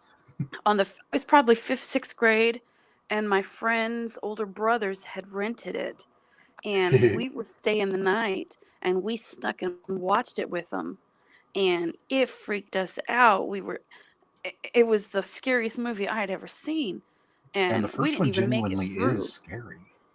And I watched it a few years ago, and it was just laughable that, looking back, it didn't seem near as scary as it was at the time. Yeah, but at least the first one is genuinely scary and a horror movie. Like when the Freddy character started being like this pun master, it lost a lot of its edge. Yeah. And hello, really Mario Kitty again. I haven't seen a lot of the other ones.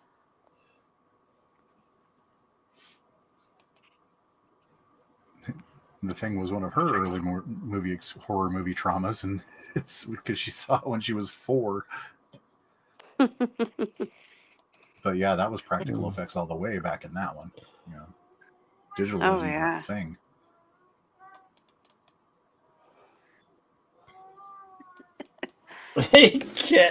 Hey, cats! Stop that! That's so funny. I can hear him. I can hear Cutis outside the bedroom door. He wants in.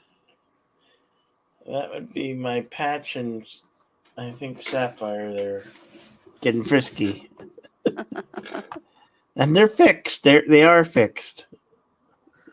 Oh, they're getting like busy with each other, frisky? Yeah. Well, the boy Patch is trying to get frisky with a female. That's funny. But they're totally spayed and neutered. So yeah, I've never had our cats. Ours are all spayed and neutered. I've never had our cats entertain that sort of relations. Meanwhile, we have ones that sneak out, and I have 20 cats now. Oh, you're giving Joseph a big run for the money. Joseph can have mine.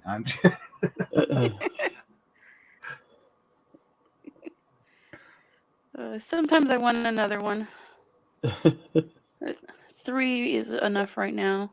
Well, we started out with 10, and we're down to 5. The most we ever had was 5.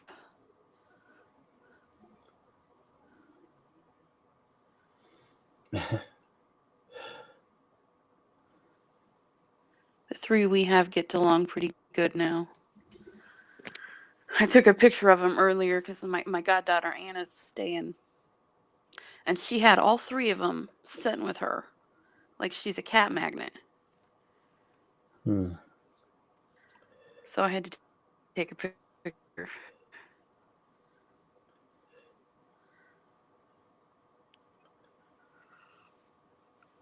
But I think Locutus sleeps outside my bedroom door, waiting for me to get up in the morning. And if I open that door, he's going to be standing right there, waiting for me. He'd love me to let him in, but since I'm technically allergic to him, the bedroom is the one cat-free zone in the house. So I'm not breathing all their fur and the dander in the bedroom. Yeah, I can't do that with my office because my office doesn't have a closing door. It's our downstairs is open concept. Mine's is a repurposed bedroom from when the boys grew up and moved out.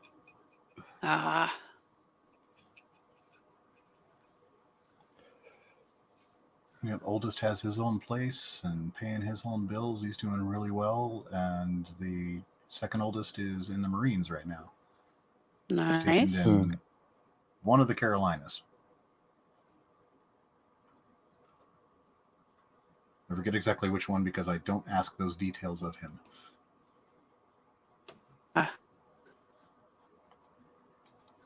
sure my wife knows because she sends like care packages and stuff. But off the top of my head, like I said, I don't ask specifically like where he is, what he's doing for obvious reasons. Yes, we all love Locutus. Yeah. Nina, we got Locutus on a Locutus Doom T-shirt.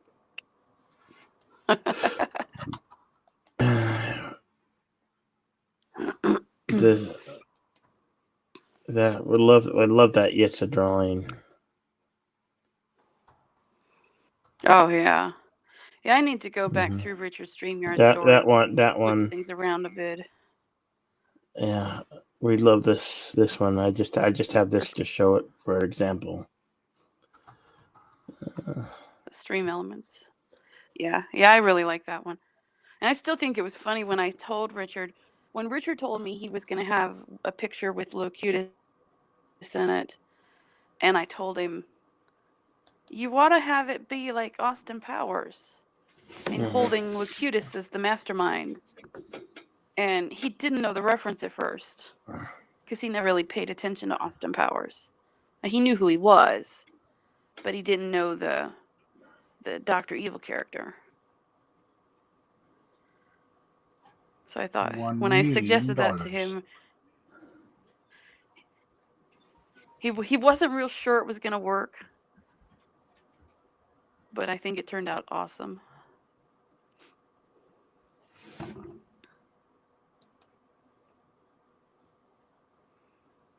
Is it too much to ask to get some sharks with freaking lasers on their heads?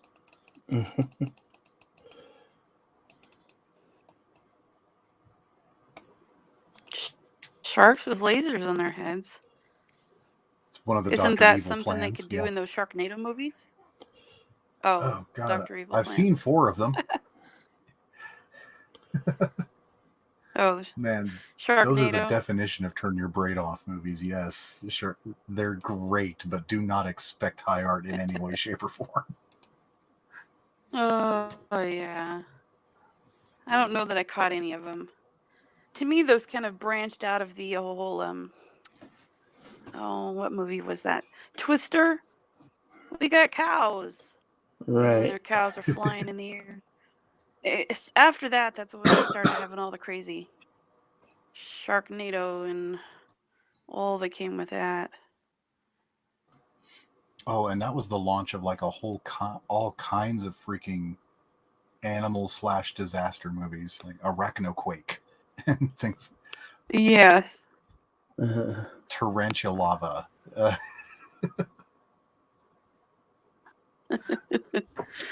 Yep. Ill-tempered. I do remember liking Twister. That was a pretty good movie.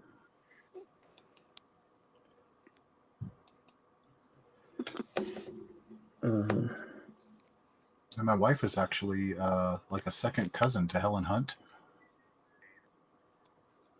But like she clearly doesn't. Oh, that's neat. Yeah, Helen clearly doesn't talk to the family anymore, sort of situation. She's not even in much anymore. Right. No, I can't even think of the last thing she was actually in. I think I've seen that she was in or some the current other guy. She was in current Hollywood horror straight to video flick, but now they're all straight to video. They're all straight to streaming. It seems like that's the new way. Right. Movie theaters have died or dying. Yeah.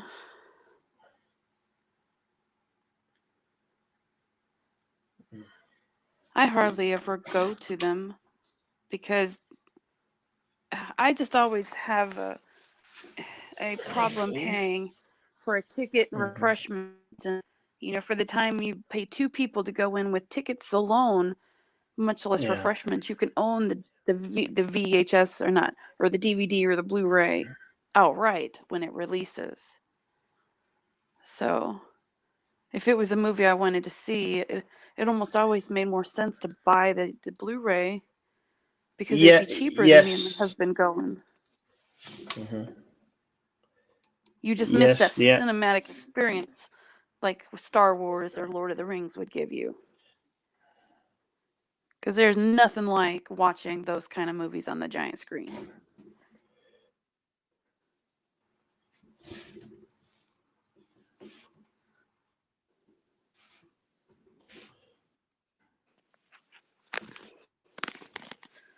So I think one of the Lord of the Ring movies is those came out when IMAX started getting real prevalent, and I got to see most of them in IMAX. And that was amazing. Hey, Anthony of Dark Gift Comics, how's it going, man? Been a while.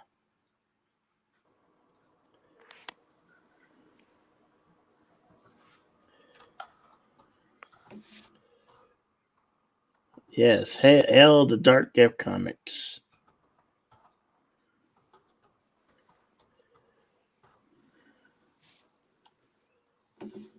It's cool getting to know all you comic guys. What about comic guys? Getting to know all these guys. Going to Michael T's stream or Anthony's stream or Supreme Heretics. Getting to know all these. Yeah, it's been really nice. Doing comics straight to, because the comic books, like movies, is a dying. Well, comic book stores, and it's and good comics have been a dying breed. So you have the independence is where it's at. Oh yeah. Because the bigger companies are driven by political narrative, and it's all of our entertainment, really. Yeah.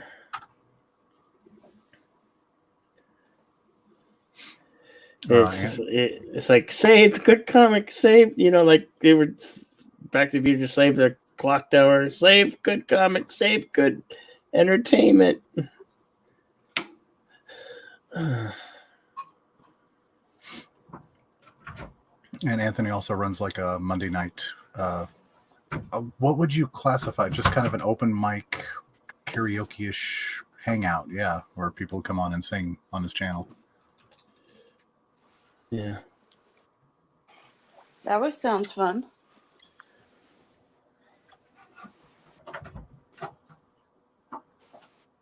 I had to bail on him early, though, to go regain my crown on Geek Blend's channel. And that's Monday nights, too? Mm-hmm. The good news is Anthony starts at like 6 or 6:30 my time, and Geek Blend starts at like 8, so I can still hang out on both.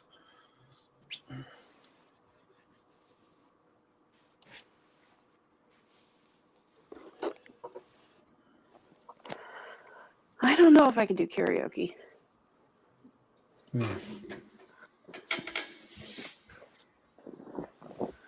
Well, I do karaoke sometimes on Wednesday nights or Thursday nights, before the soup, and then of course we always do up Saturday nights with Rambling Canuck channel. What time does that one usually start on Saturday nights?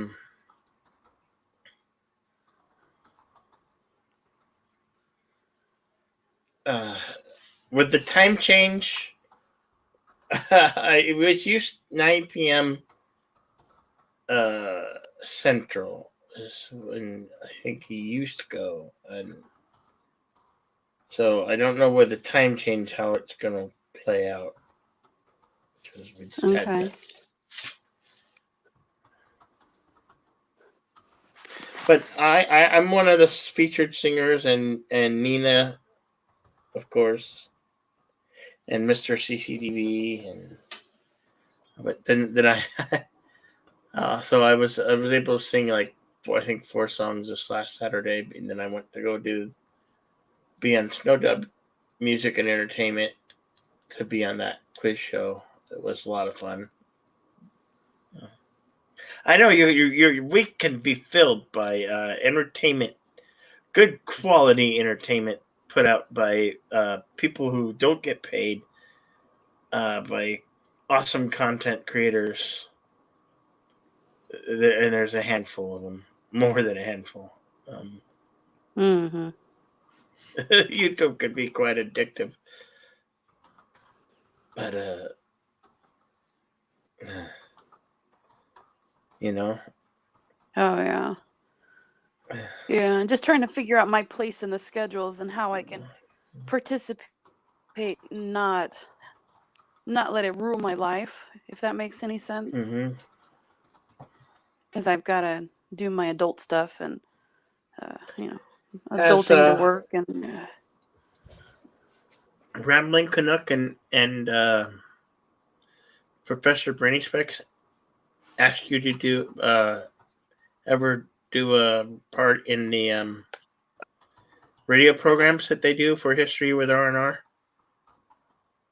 Not yet, but I told him I'd participate however I could, because I didn't. Well, there was a. I would like to hear you on one of the radio programs. That would be very nice. Yeah. If we could figure it out, I'm willing. I don't know who's writing them now, but I think Rambling's writing a lot of them. I told him I'd help if he needed it because there was at least one I helped Richard write and another one I helped him edit. Oh, wonderful. Yeah, we still love History with R&R, and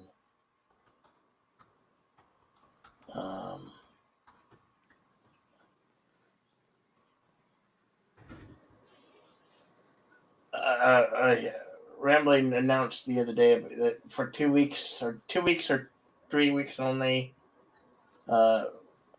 he was going to offer on the Element store the coffee mug for the memorial with the rendering that Yitza did for the memorial. Oh yeah, he told me he was going to do that. Yeah. Like, darn it. Really? Okay. All right. I have to do this quickly,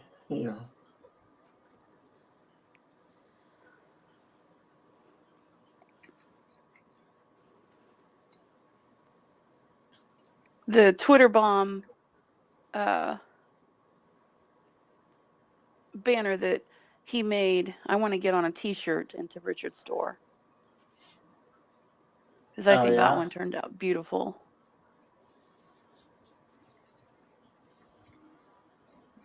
Which one is that? The Twitter banner that he made for Richard's Twitter. Yeah. With his rules being floating down to earth. Yeah. Yeah, that was extraordinary. I watched the video of how he drew that one. Oh yeah? He is so talented. He is. We love this community. Loves Yitza. If you've not ever seen any of his videos, his videos are awesome. How he does that, he makes it look so easy. Just zip, zip, zip, zip. And you got this gorgeous picture. I'd have stick figures with like lipstick coloring on them instead of crayons, and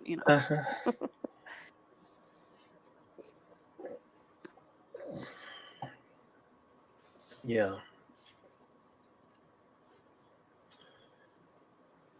I'm a crafty person, but I'm not really like a painter drawer.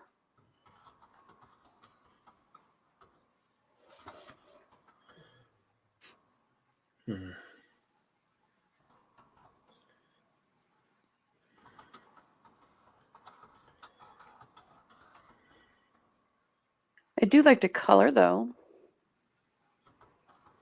I took my Star Wars adult coloring book to the hospital to give me something to do. And I think I opened it and put color on 2 things. I was so freaking tired and out of it. I didn't even have enough brain power to color in an adult coloring book. So I had to put it away. By adult coloring book, what precisely do you mean? You know, like, haven't you ever seen those? They're Star Wars adult coloring books. So instead of big pictures that take crayons, they're tiny, detailed pictures that you can, as an adult, color with colored pencils and fill in and do all the shading and fanciness to make them look really awesome. Okay, that kind of adult, not the other one. All right. Yeah. Yeah. Not the not safe for work for children kind. Okay, I just wanted to clarify because. Although I'm sure there's probably some out there that are adult Star Wars coloring books, because I'm sure someone's made some. Right. Thank you, Michael, That's for disgusting. asking. Where? Thank you for clarifying. Hello, Midnight. Yeah, he's talking to me. Not safe for work Star Wars coloring books. That's disgusting. Where? Yep. I'm sure it exists somewhere. This is Midnight, the one that was just talking to me. Oh, he's the biggest boy. Oh, my yeah, goodness. He's the heavy one. 18.5 pounds. He's the one that you wore. I got one of them. He's the one you wore his hat hair in that one video. Oh, no. That was Sapphire. She's tiny. Oh. She's tiny. Oh. Yeah, hello. Yeah, you're so demanding, aren't you? How big did you say he is? About a little over 18 pounds, I think. Yeah. Yeah. Last time he weighed in was about That's how our Big 18. Bubba is. He's a healthy guy. He's burning up a storm. Yeah. Aren't you? Thomas. Midnight, beat up Bill. He laughs because he knows he has it coming. Yeah. Oh, yeah. Oh, what? Because I like my buttered toast dunked in my orange juice? Dude, you are a crime against all things culinary. You are a walking kitchen nightmare. No. There's nothing wrong with that. They all go in the same direction. They all go in the same place. No, hold on. I am going to put a list of grievances to the chat right now. Number 1, this guy dips toast in orange juice as part of his breakfast. Part 2, he likes well-done steaks with ketchup. Okay. There's more evidence, but I think that's really all we need to condemn him. That's like crimes against dinner. Mm-hmm.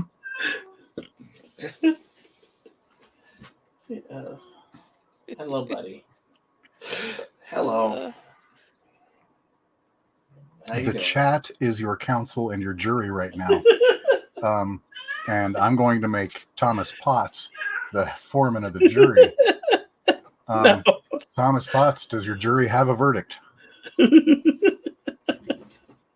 Don't ask Thomas Potts. I'm in big trouble if him as a judge.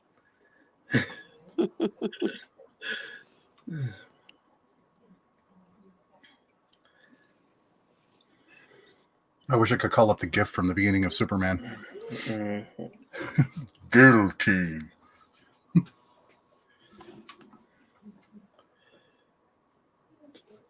Thomas, you should definitely send some pictures. Are you part of my Discord, Thomas? Put the pictures of your awesome Eagle Moss collection of Star Trek ships. I don't know if they have any Eagle Moss Millennium Falcons or X-Wings. I remember having it was like a hand-sized version of the Millennium Falcon in die-cast metal. I've got that. I wish I could find that today. Oh, wow. I had that when I was a kid. It was literally the size of my hand. It was a die-cast metal steel Millennium Falcon, and they had one for the I have a Death Star, and they also had an X-Wing. Now the die-cast metals are like tiny. Yeah.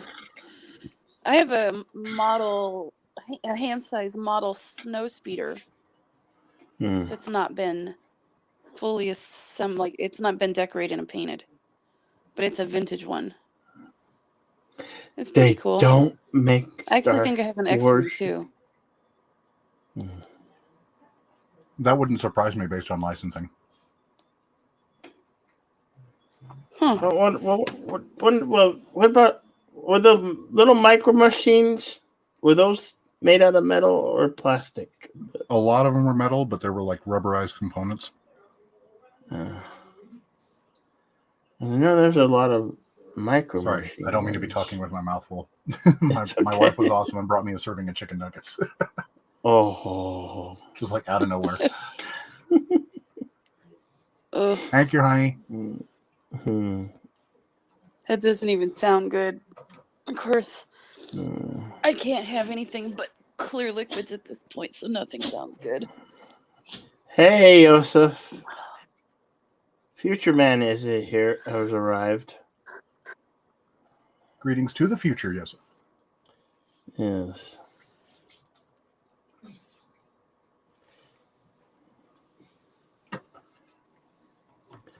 Mentions early hours in the morning. Snow speeder. Some guys call that their That's nose. right. I get it. What time is it? 4, 5, 6, 7, 8, 9. Yeah, so he's what, about 9 a.m.? Yeah, probably about that. He's just starting his day. Hails from Slovakia. No, you're in the United States, Bill. Yeah, no. Yosef is in Slovakia. Hail to Slovakia. Yes. Where? I don't even know geographically. How close is that to Russia? You know? I think there's one line of smaller countries in the way. Like Romania's in the way, I think.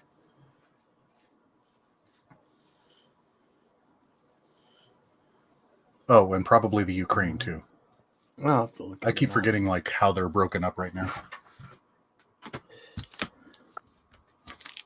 Hey, I got my world map right here. Okay. Hungary's immediately south of it. Poland's immediately north of it. The Ukraine is immediately east. Yeah, east of it. So you got to go through the Ukraine to get to Russia.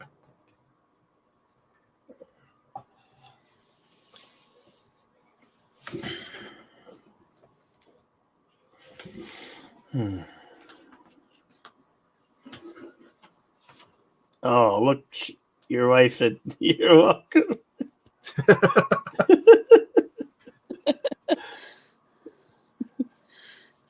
She's a sweetheart. She was sleeping on the couch. I honestly wasn't expecting any food. What? Wait, why was she on the couch? She was bad. She knows what she did. I'm kidding. No, I'm in here streaming, and she was probably watching along on the couch. And when I went to go get a drink earlier, she was passed out. When I had to deal with the dogs. Yeah.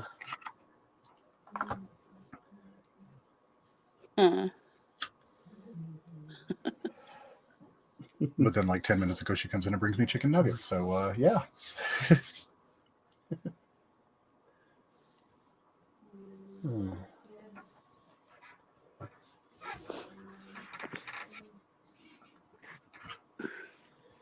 Had to step away for a moment. Okay, for just another shirt. Yeah. I thought you were going to go to bed a while ago. What happened? No, his internet was wonky a while ago. Oh, it seems to have fixed itself. Okay. Well, that's good.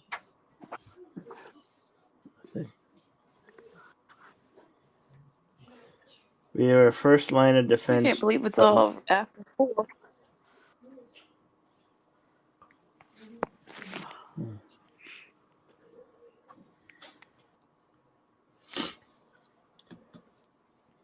Well, it's where I'm at. It's 12:46 a.m. That's what 3? What? Is it 3 hours difference between Eastern? Or you're in Central or Eastern? Mountain. I'm Eastern. If you're in Mountain, Bill, it is 1:46 a.m. Did you forget to change your clock? We never change our clocks in Arizona. Oh, so you're in Mountain. Oh, he's in Mountain Time Zone, but Arizona does not zone recognize. now. Arizona doesn't recognize daylight savings. Yes. Yeah, so you jump time zones. So for part of the year, they're technically Pacific Time Zone, kind of. Yeah. Indiana used to be like that too. We used to be Central Time part of the year in Eastern. I share times with Elihu, Philip Gaming, and Kai MFS. I forget that, but it is the time when it is. Local time here, 12:47 a.m. Well, a week ago you shared it with me too, but not anymore.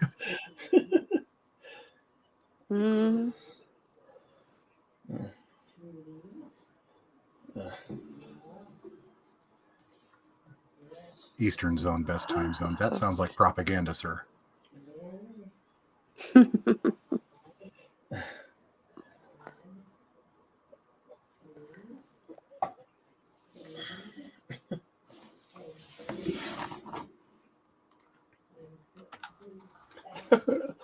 I hear Nina talking and it sounds like she's counting.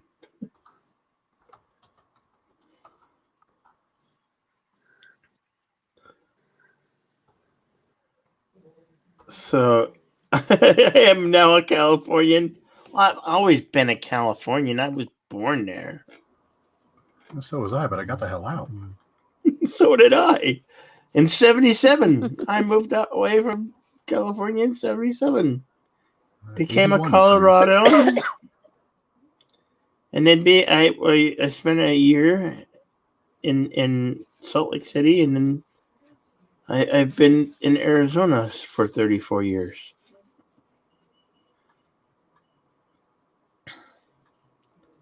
I know. I came to Arizona June of 86. And that's how long I've been in Arizona. And I've been in Tucson since October of 2009. That's how long I've been in Tucson. Wow. I've lived in Indiana all my life. And I've pretty much lived in the same apartment since then. I know. I think it went by so fast. It really did. That's why when doing these late night streams, days just mesh together. You can't remember what you do here. It's not even just the streams. It's just having the screwed up schedules of sleep. Yeah. I don't know how many times I've asked my wife, okay, what day is it?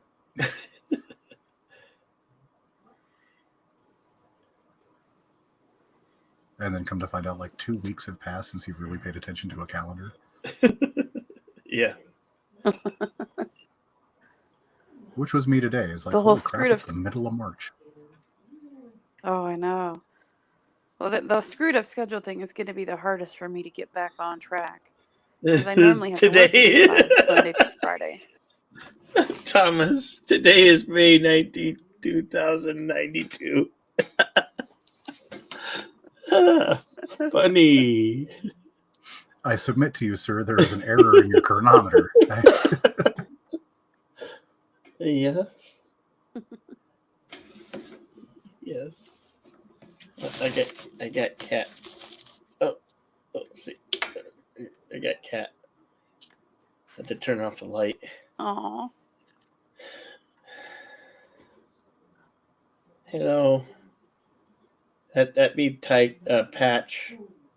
He's such need of my attention.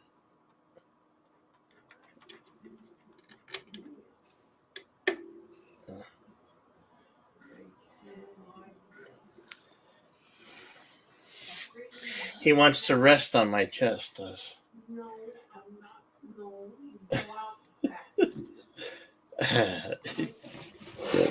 Excuse me.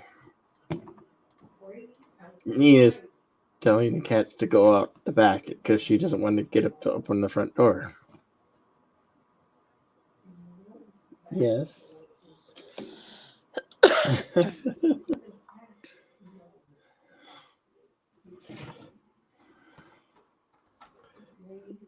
That's Your how cats what, to go out the back. Do you let your cats outside?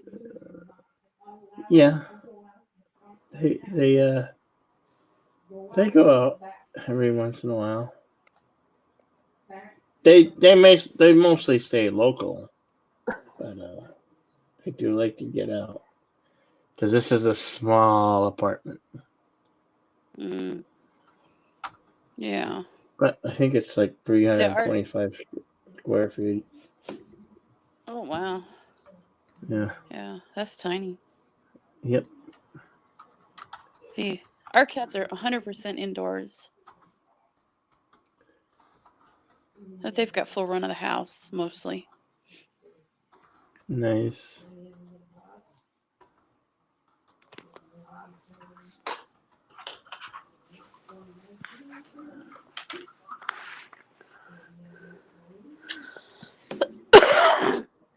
Ugh. You okay, Paula? Yeah, since I've got so much water retention in me, it builds in my lungs a bit. I got to keep coughing and doing the prevention to get pneumonia stuff. Oh yeah. Because I don't need to get pneumonia on top of all this crap. Well, the name of your surgery was called. What was the name of that called? What do they call that? I had the Roux-en-Y bariatric surgery. And then I had some kind of hernia repair secondary.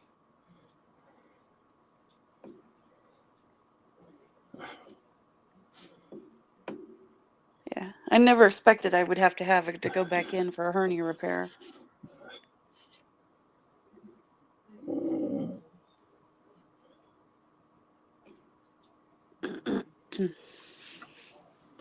I have a cat wanting to. Hopefully.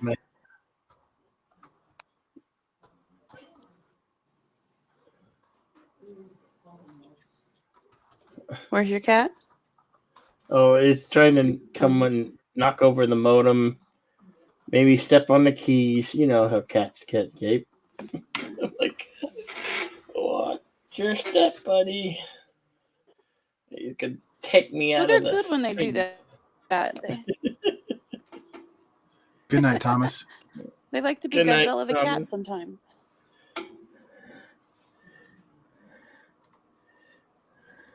We used to joke with Richard's train set that he was going to make that we'd have Godzilla the cat films because the cats could walk around in the train layout and we could have Godzilla the cat movies. Yeah. Oh, he looks like my Bubba. Yeah. This is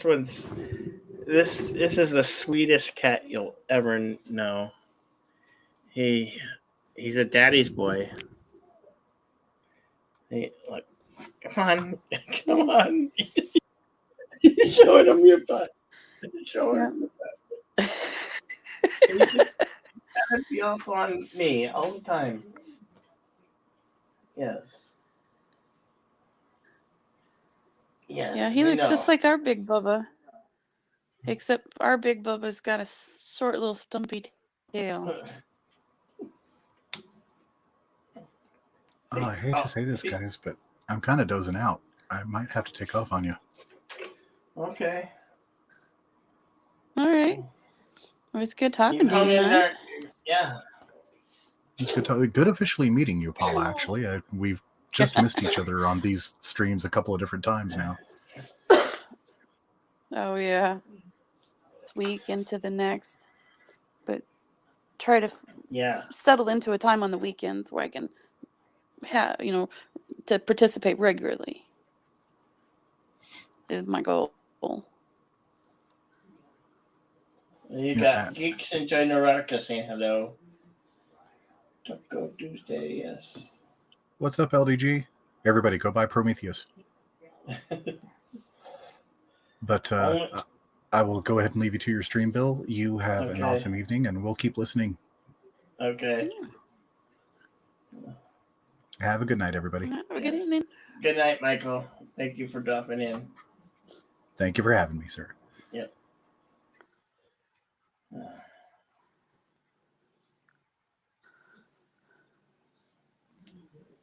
He is a big boy, isn't he? Yeah. He demands attention. See, he's got this thing where he's got to have his belly rubbed, and we have Nina to thank for that, because as a kitty, small little baby kitty, he would get his belly rubbed. I know, and people say cats don't like their belly rubs. This is the exception to that rule, right here. I mean, look at how content this cat is on getting his belly rubbed. And he purrs and he's having fun,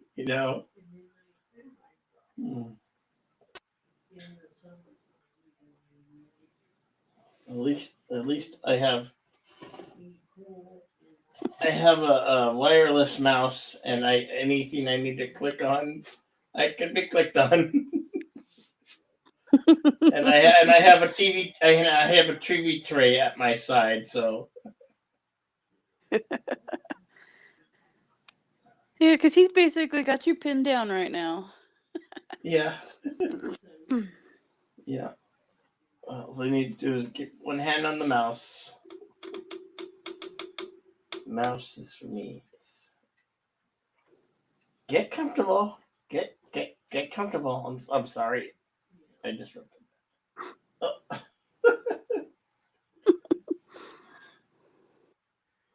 Uh-huh.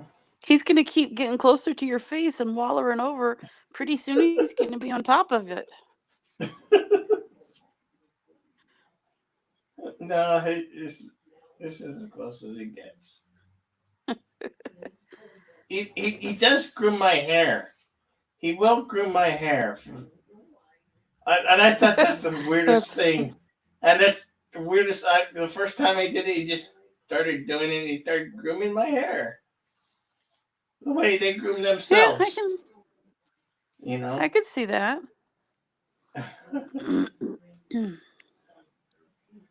And yeah.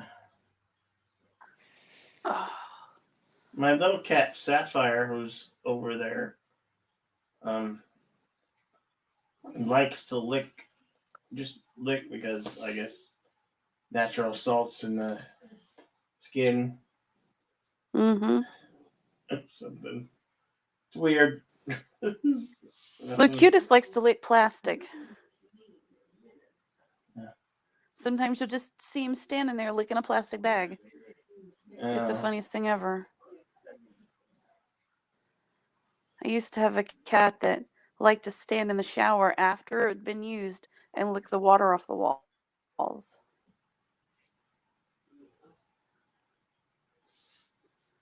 You have 2 Siamese cats, red shirt, and oh, I bet that's noisy.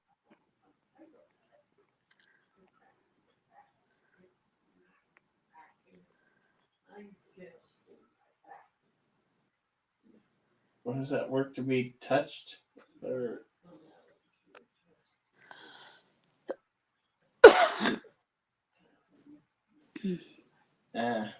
Siamese cats can get pretty vocal.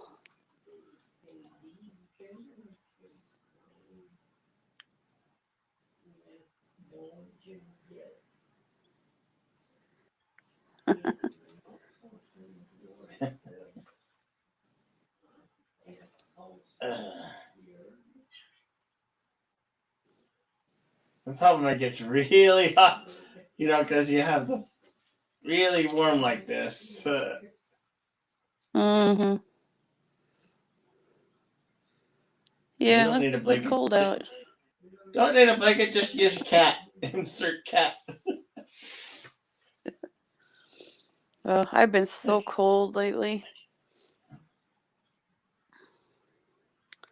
My temperature can't get itself controlled. I was freezing all day. 2 blankets all day. And now that it's nighttime and I'm supposed to be sleeping in bed, I'm hot.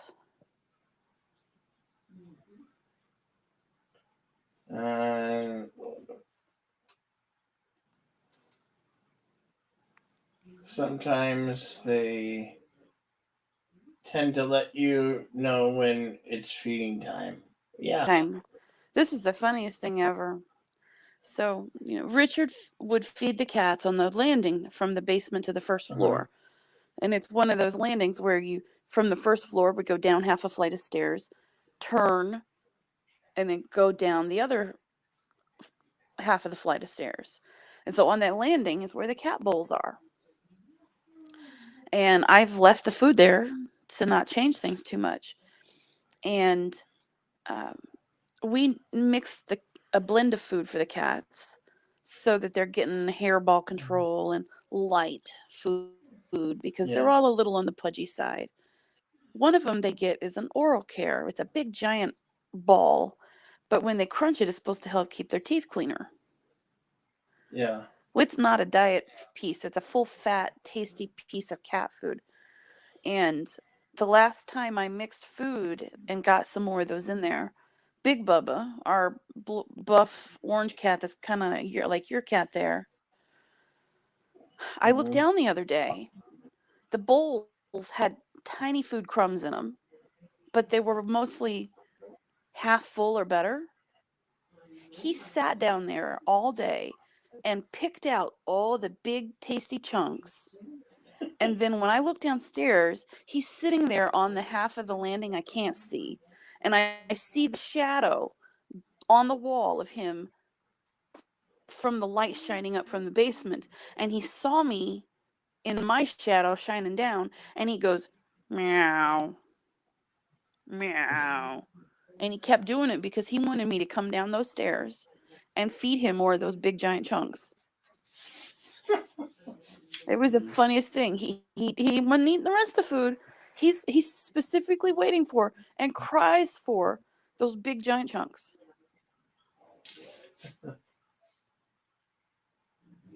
And people will say that cats aren't very smart. Yeah. He knows exactly what he's doing. He's holding out.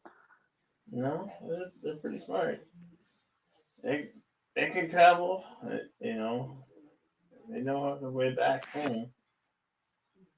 That's funny. I'll walk to the mailbox and if they're outside with me, they'll walk with me to the mailbox and walk back. And they talk and squawk at me.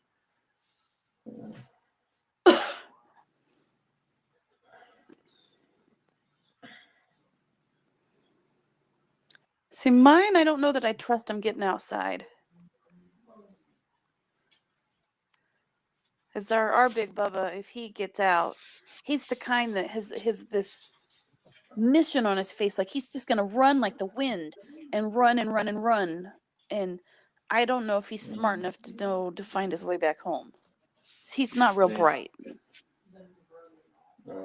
The last time he did that, I was having something delivered, like groceries, and I opened the door to get the bags, and he ran out And it just happened to be that night where we got the 12 inches of snow. And he got to the edge of the porch and realized that the porch ended in a big giant white mess. And so he immediately ran back in the house. I don't know what I would have done if he'd ran and just kept going because there was no snow. Yeah. Because he would have just run. He is microchipped, so I wouldn't lose him, hopefully.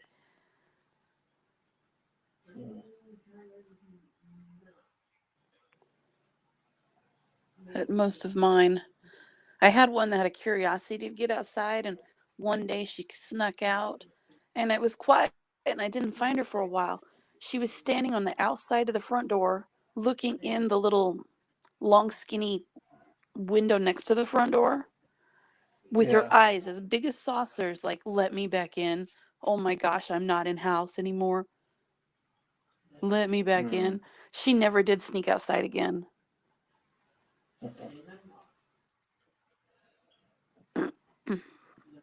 Just another answer. It says, Paul Simpson, my Vic told him that, or Kat told that, Food for the kind carbs. of food. Yeah. Not because they like chewing it. Yeah. Oh, I can believe it. It's just our big Bubba doesn't need the carbs, because he needs to go on a diet. But those big giant chunks are the only ones that are full fat, full carb, full tastiness. Right. I'm sure the rest of them taste like little cardboard nuggets.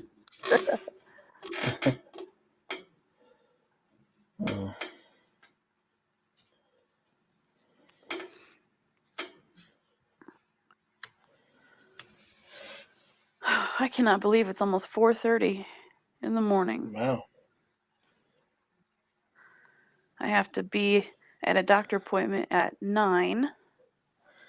And I'm hoping the travels aren't too bad, because yesterday afternoon it rained ice. Like everything in the back patio deck had an ice coating on it. And then last night, about midnight to 2-ish, we had a really loud thunderstorm roll through. Oh no.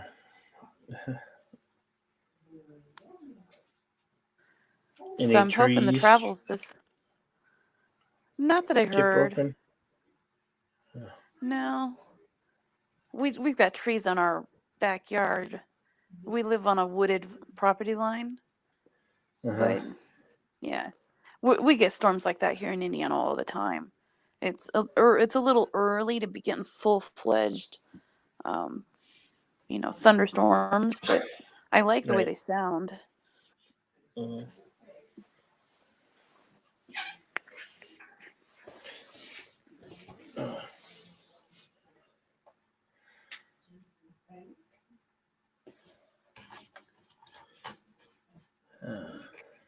I'm just glad I don't have to drive to the doctor appointment in the morning, because I can't. Yeah. So I have a chauffeur. That's always nice.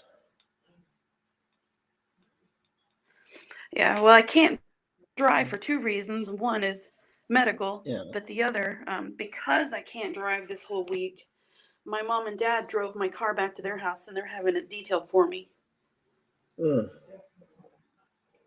Nice.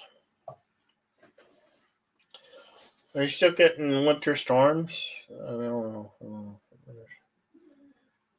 Hopefully. We're moving into spring.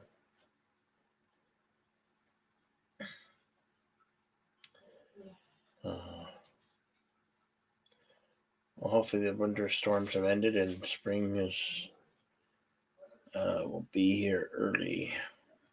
Yeah, in Indiana here, we haven't had snow for a while now since that big storm, and we'll just have rain and slightly cold.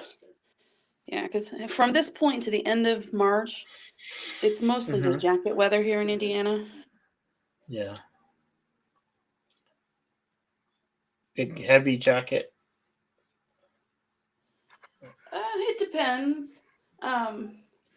When I got out of the hospital on Sunday, I was just wearing a sweater.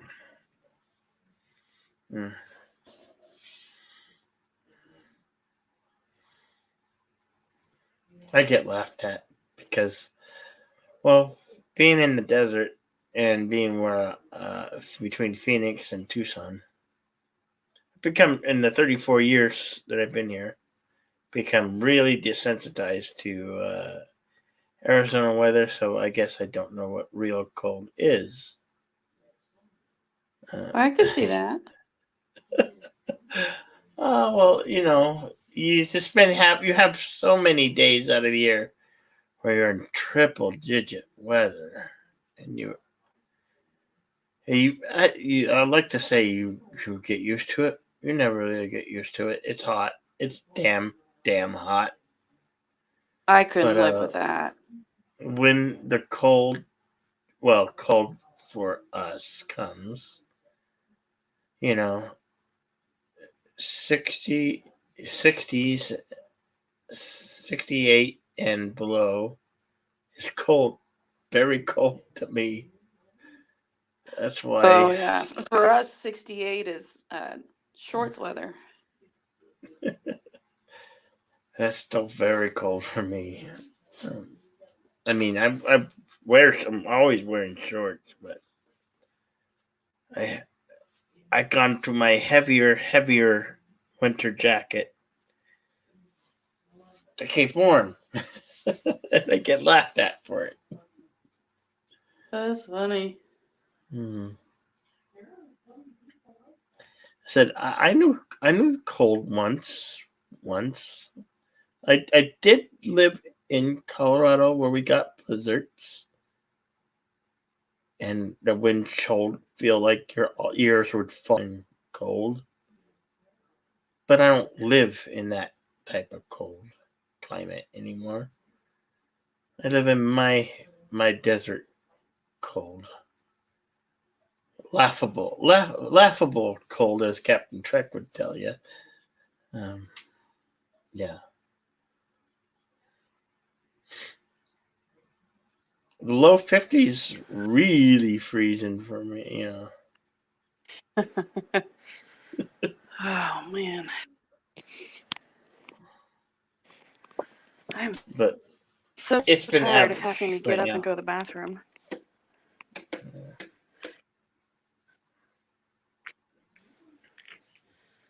I'm not even sure what ours was today. Well, it had to be freezing a bit because we had the frozen rain.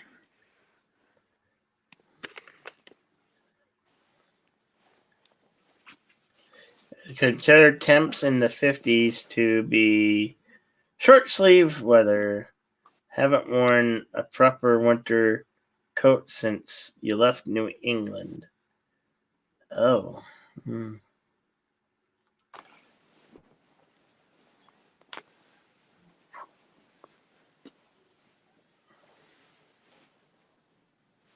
here, Manning. What do they call it? They call it New England. Isn't that Boston? I don't know.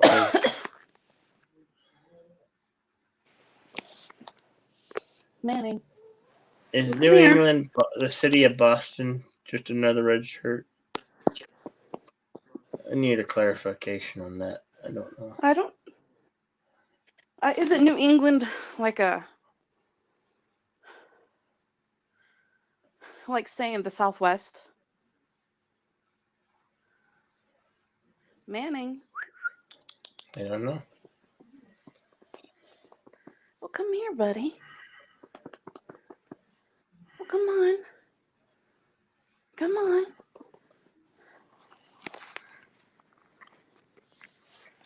Oops. Let's see. What do we got here?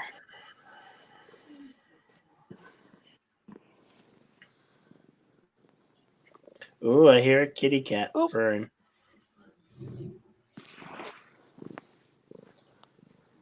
New England, Connecticut. Okay. Rhode Island. Oh. How do I switch? I'm in my phone. Uh-huh. Well, buddy, here. Can you see him? Yeah. I think I saw something. Manning. I think I saw a kitty head.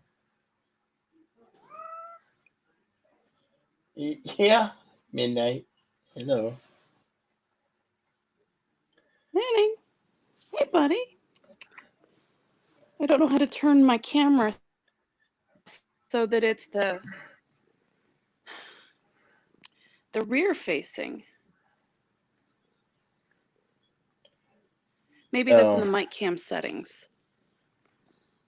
No, it's. Oh, yep, there it is. Let's try back camera.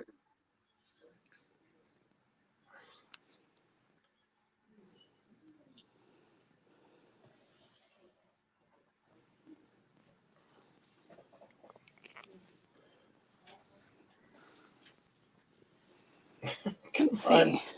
Come on. We don't have very much light. How do we turn lights on? No. Yeah, take your place. Manning, we're not doing too good here. Take your humble place on your human. Oh, and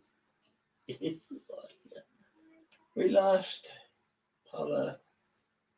If you find the link again, Paula, it's okay. It's okay if you want to get some rest. Don't want to keep you from healing up, getting better. Hey.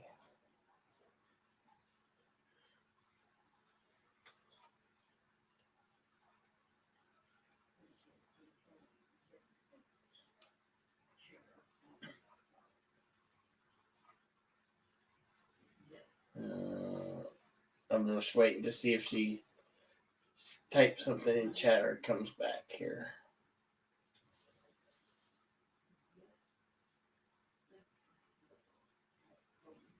Yes, something in. Hello.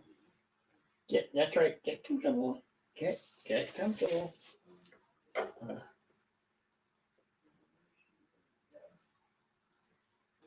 Yeah, buddy. You made it back.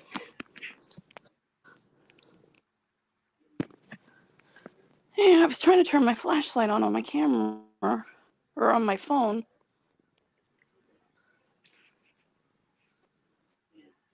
Oh. It is on. See what looks like a doorway.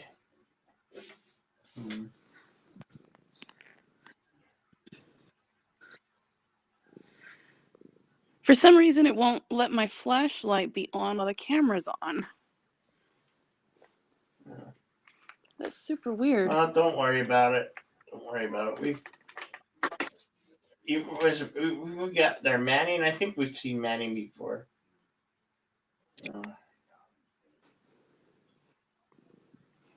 Here he is.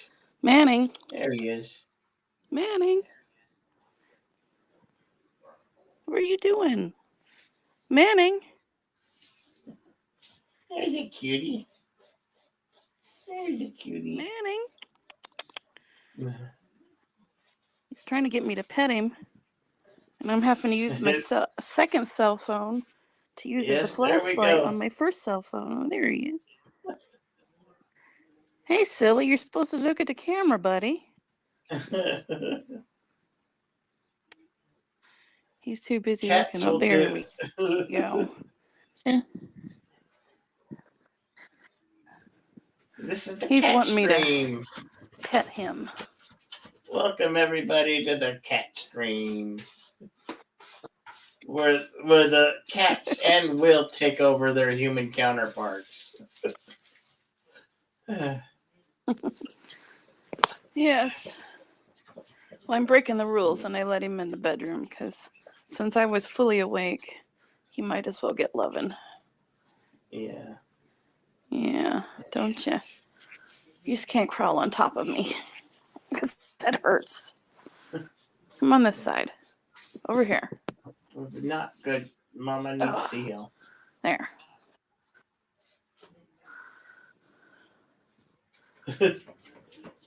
Once he gets past the newness of being in here, he'll calm down and just snuggle. Yes. Cats Unlimited tonight on the Insomniac Soup. Yeah, that's right. Just another red shirt.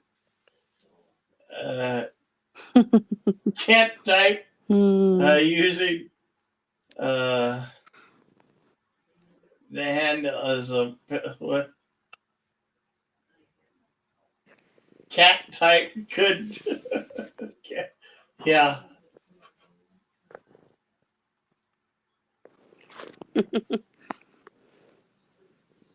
Yeah, Frog G.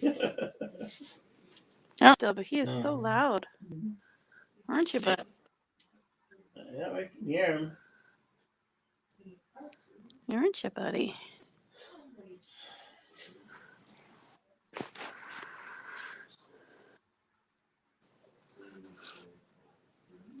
I'm gonna be so tired today.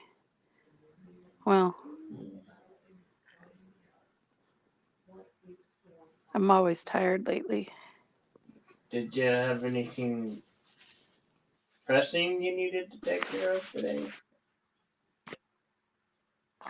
No, just the doctor appointment. And like I said, I don't have to.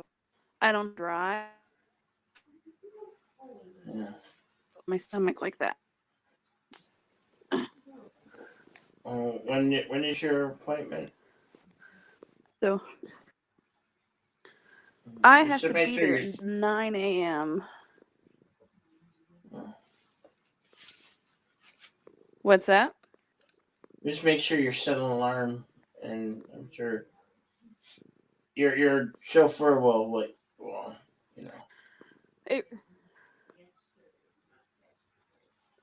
Yeah. Well, my body, no matter how tired I freaking am, wakes up at 6 a.m. every freaking day. Yeah. So I can be dead tired. I could go to bed right now and be like, oh, I have to go to bed because I'm so tired. I will be up at 6 a.m. No alarm. I'll just be awake. But yeah, I don't have to do much. I just got to do a quick shower and put on some clothes. When Saturday morning cartoons came on. I would have a natural body clock for Saturday morning cartoons. Yeah. The Looney Tunes, Wile E. Coyote, and Roadrunner. Some of the best animation. Yeah. Hanna-Barbera. And then you started getting things like Darkwing Duck and the Yogi Bear and the Jetsons. Yeah.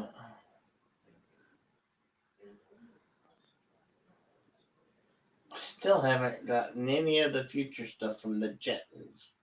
Kind of disappointed in that. So, yeah. The only robots we have are tiny. Or they vacuum floors. Yeah.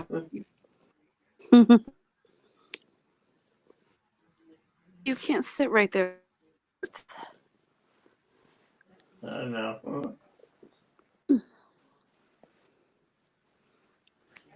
Love the Looney Tunes. Yes.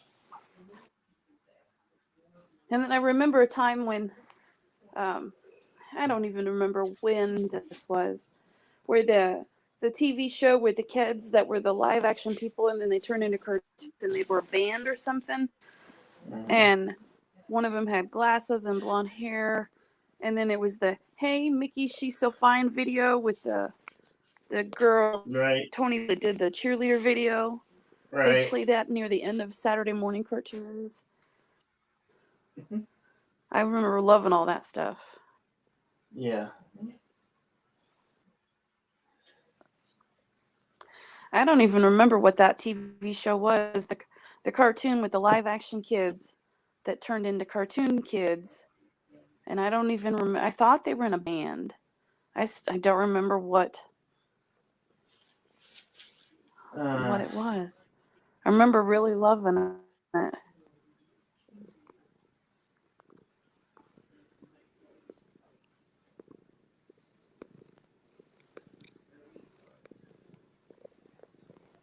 Sit down, buddy. Right there. And you want the Looney Tunes cartoon stream? DM, yeah, will do. Just another red shirt. There's that there's a streaming network you can get. Boomerang, I believe it's called. I paid like $40 and it's for the year, which is coming up here. Yeah, but I mean, for $40 and all the old Looney Tunes I can watch. I mean, you got Looney Tunes, Tom and Jerry, and other stuff on there. But I mean, it's classic stuff. Classic, yeah. Of course, I also had them on DVD. I just had to have Looney Tunes. Missing my Looney Tunes, missing my WB Frog. Hello, my baby. Hello, my darling. You know that one. And Pepe Le Pew. Pepe Le Pew. Yeah. Yeah, love all that stuff. Even Marvin the Martian. I love me some Marvin the Martian. Yosemite Sam. I always liked him. Yeah.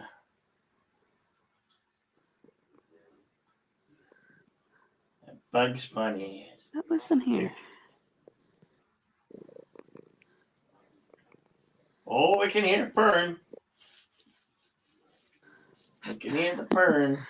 Oh, I think you finally settled down. You're gonna lay down right there.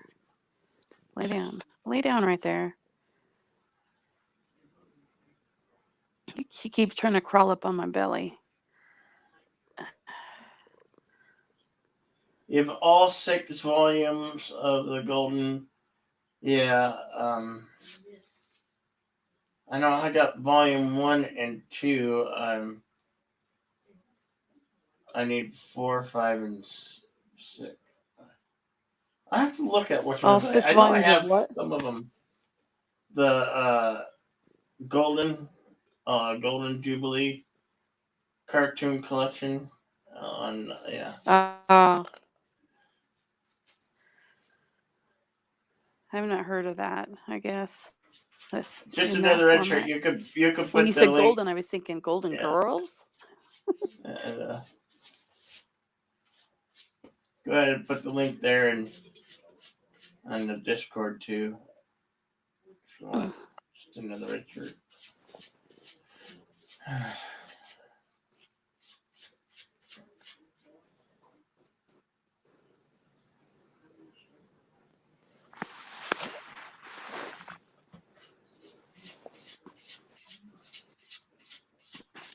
Mandy, are you about done? I'm never done. Well, we finally quit trying to crawl all over my stomach.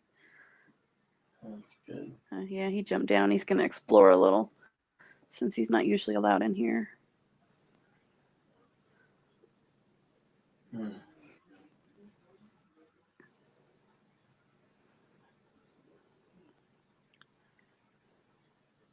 Each volume is separate, and the link. Okay, well that's fine. Well, I'll find it. So if you don't, it's not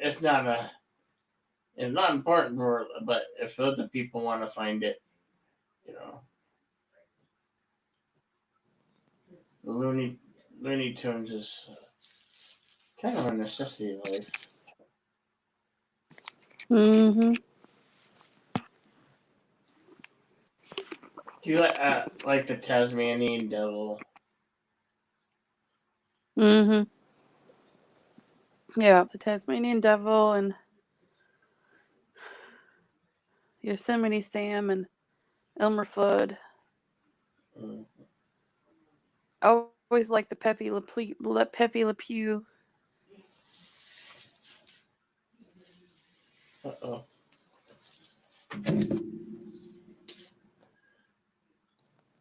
I'm getting a phone call. A phone call. Yeah. Well, I guess it's not as late there. Hey, Carlo.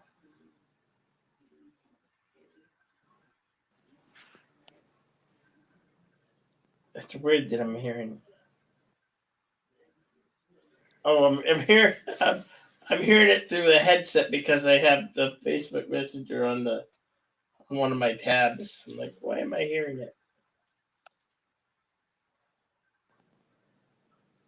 I can't talk right now.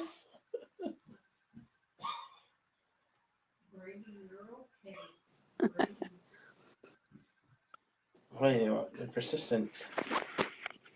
Okay, they stopped. Yeah, I know I missed the call. I couldn't take the call.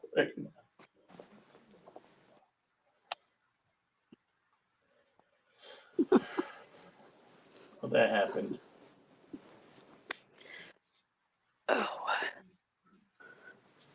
Ow.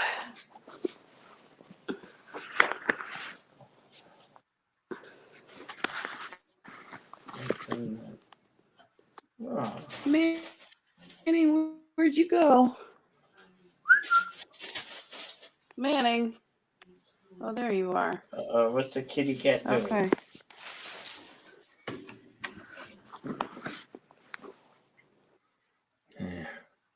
He's wandering in the bedroom looking at stuff. I'm always afraid that's going to include, like, pissing on things to mark territory. They don't really ever do that, but, you know, stupider things have happened. Right.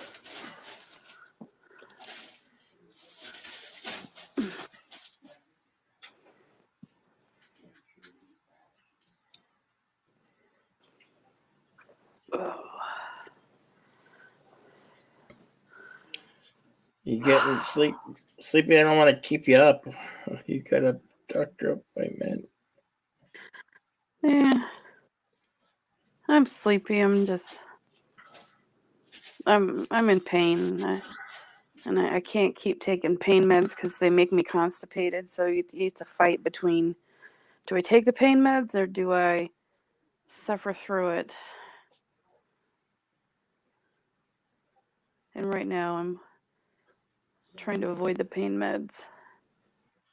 Oh, okay.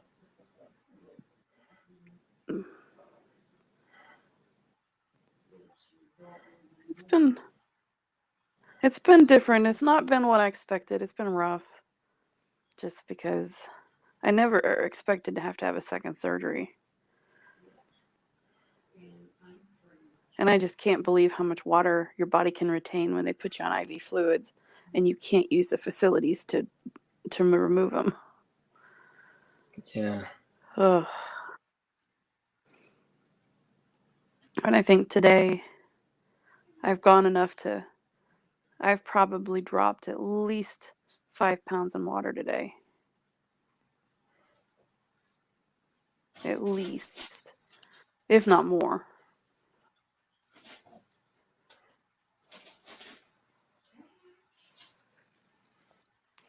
And who knows how much more I have to go. Because it would be wonderful to get to a point where I don't have to get up every couple hours and go to the bathroom. Especially when I haven't been drinking a lot.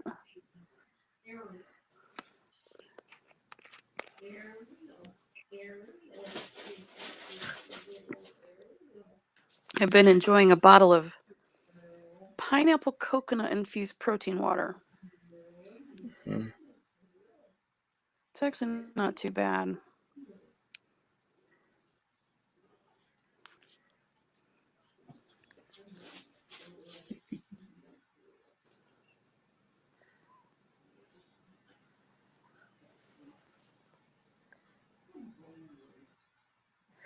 My breakfast, lunch, and dinner consist of broth and Jell-O.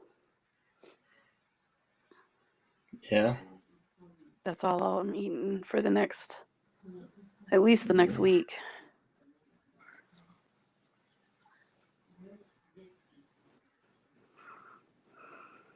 And who knows how well it's working right now.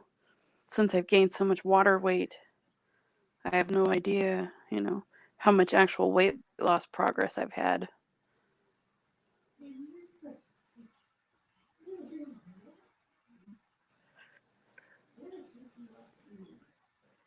I think by the morning, Mm-hmm. my weight will be back down to the weight I was right before surgery. So I'm hoping that, by my doctor appointment, I can officially say that I lost all the water weight I gained while I was in the hospital.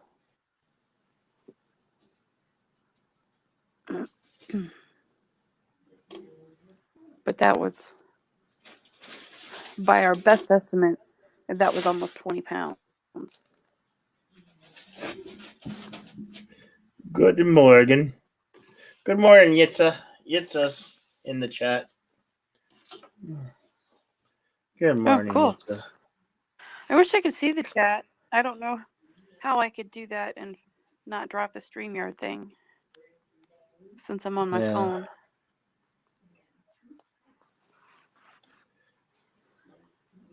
The only thing I could think to do is to pull my other phone and log into the YouTube stream and just mute it. Because I have an old phone that isn't connected to cell service anymore that I leave on my nightstand. That way, if I've got to call 911 or something in the middle of the night, I have a phone I could do that with. And then when I can't sleep, I'll pick it up and play games on it. But these last few nights, I've been coming to bed with my actual cell phone in case I need to call somebody. I figured it'd better be safe.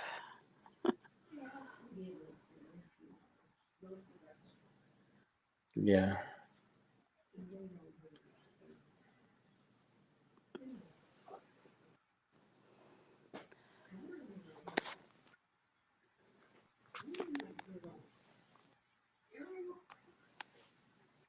Manning, you still in here?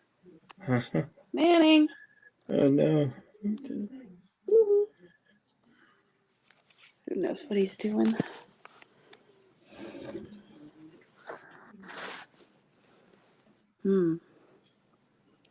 It's amazing how warm my phone gets doing streaming like this.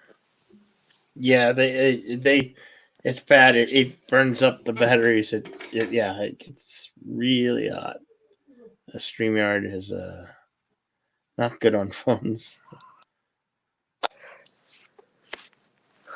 My new fancy bed has built-in USB plugs. What? Really? That's kind of neat.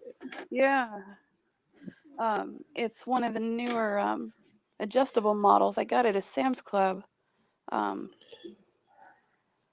It's got the adjustable head foot where you can put it in zero gravity mode.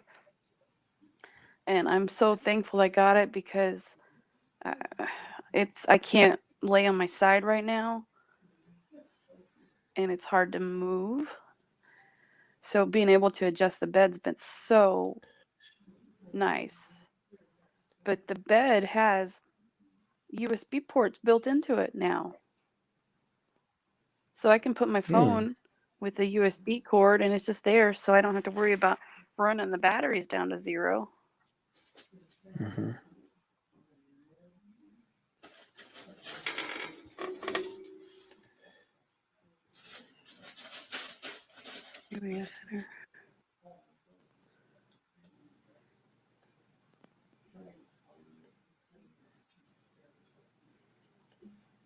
Right.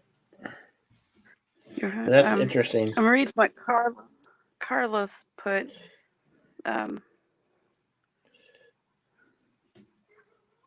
Yeah. Yes, it's been an absolute pleasure. Just another red shirt. Get it?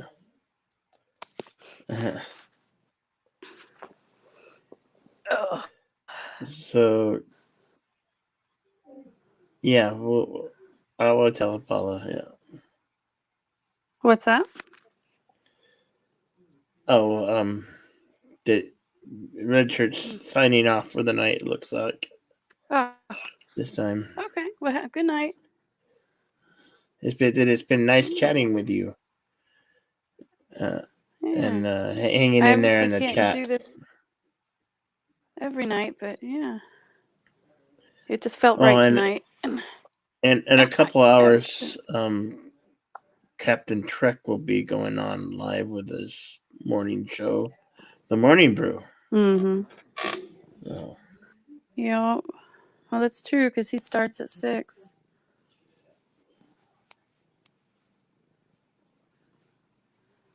Curl up, buddy. Just lay down. You can lay down. Hang out with me. Just lay down.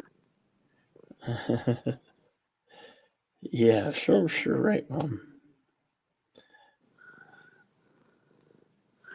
He just wants me to pet him. If I hide my hands. There, see, there's no hand sticking out now. There's nothing to pet you with. Go lay down. Oh, but you can't get on top of me. It hurts too much. He's being ornery. There you go. Lay down. Yes, tail in the face. Lay down. Right here. Lay down.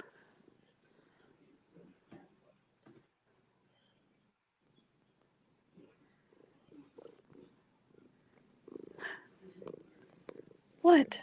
No, you cannot knead. You cannot knead on my stomach. No. Lay down. He just wants attention so much. Lay down. Lay down. Carlo, you haven't slept since the end of bed life. Well, why didn't you sleep, Carlo? What's up, JP? Just woke up in front of the computer, says JP's from Winnipeg. From Canada. I never fell asleep at the computer, but I don't have a comfortable enough space that I would fall asleep at the computer.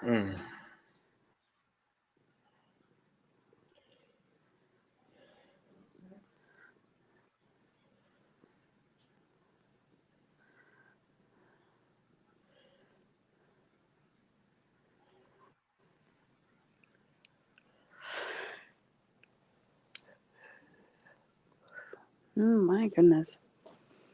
Well, nuts. What?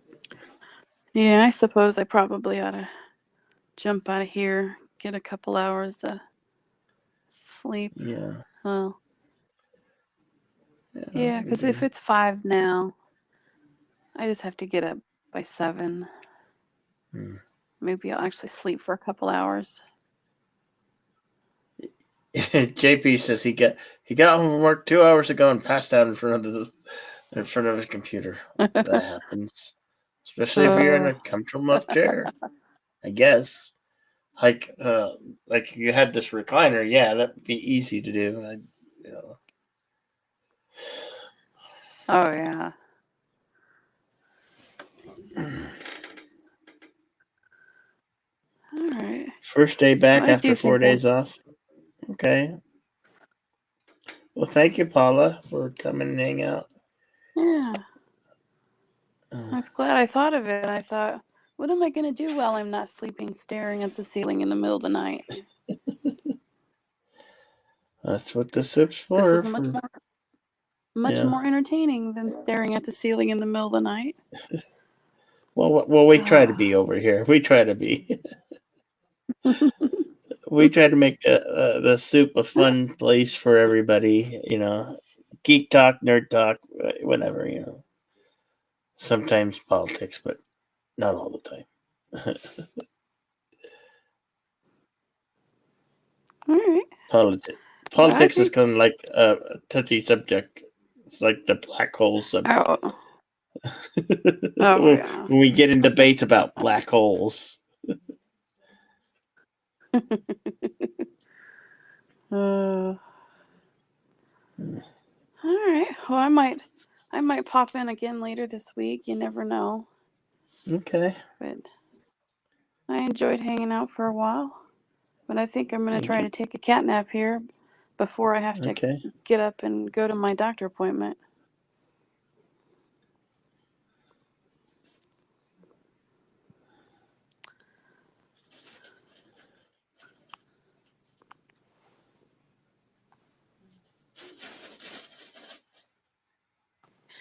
All right. Well, Bill, you have a good night.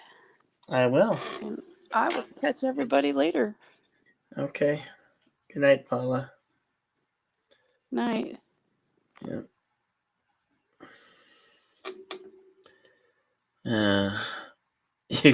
That would be smart, JP's, because I am just about 4 hours into the show and thinking about signing off myself because I'm not tired or sleepy, but I am hungry. I go get a bite to eat. And then my phone needs charging, and I put my phone on the charger.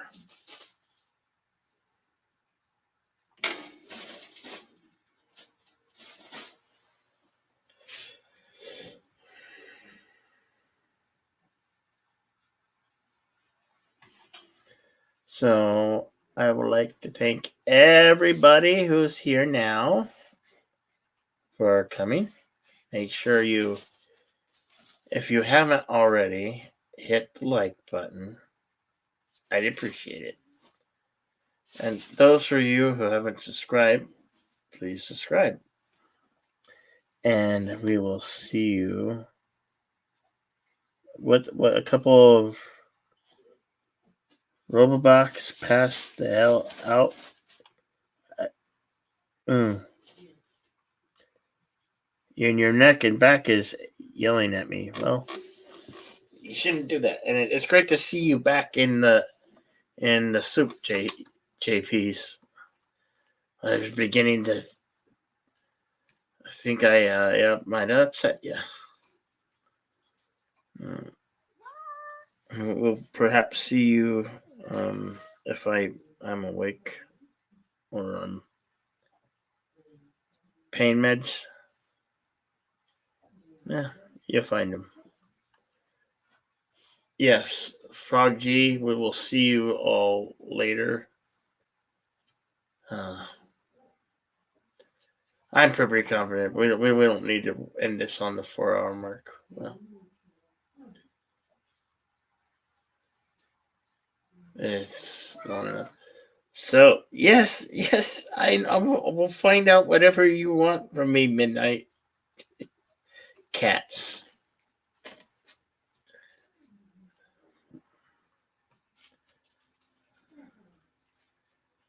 Yeah, at work when I'm broadcasting.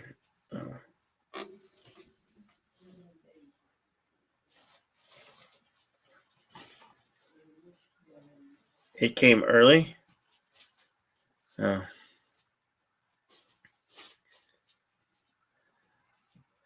Yeah, yours. Mine is bowing. Oh. I guess we can keep it going for 10 minutes. 10 minutes while the sort of hit the 4-hour mark. So we will be signing off in 10 minutes.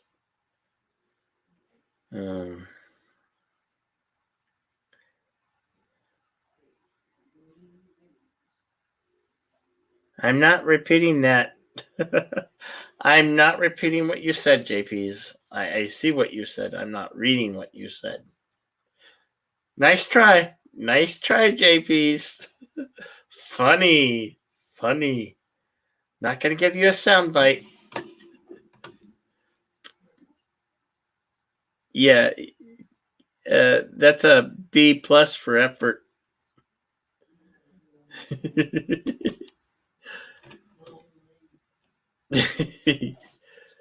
Yeah.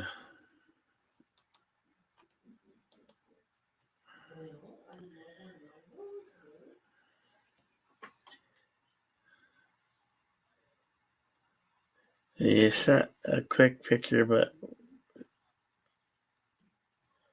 see a better one. Oh, okay, cool. Yes, praise the soup. Enjoy a good brew. Get some rest.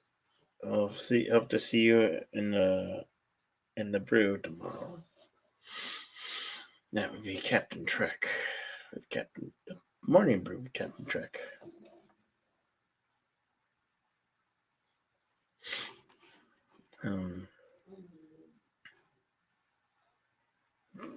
I guess good night, Carlo. If you're still there. Well, you must be tired. Yeah. Say praise the soup. Oh, there you. It's really lagging tonight in the StreamYard. Yes, hail Kuroga. And Bird cheated. Love you, Bird. Hail Kuroga.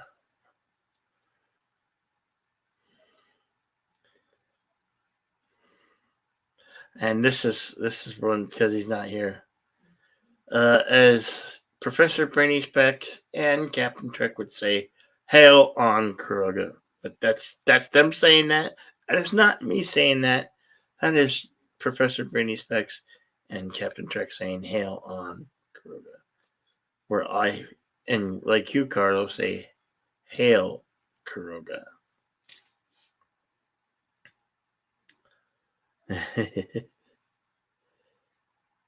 Oh, yes.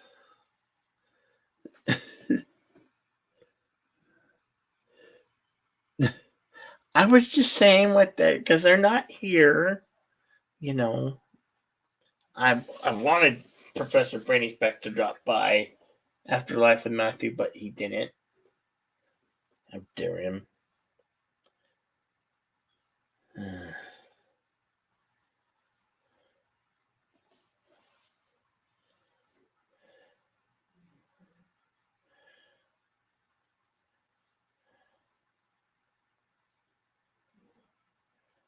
Oops. Sorry. Multitasking. I don't mean to neglect you guys.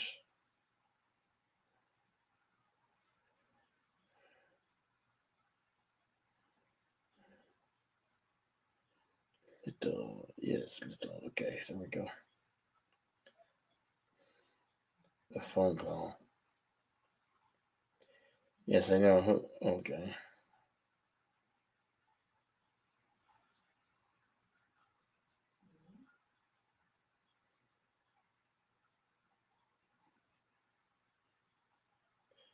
Oh. I see, Carlo. I see the photo now.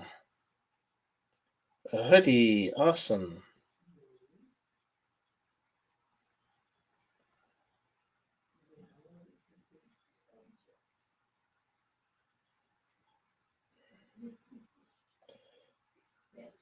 The soup hoodie. That's nice. I hope you will enjoy that, sir.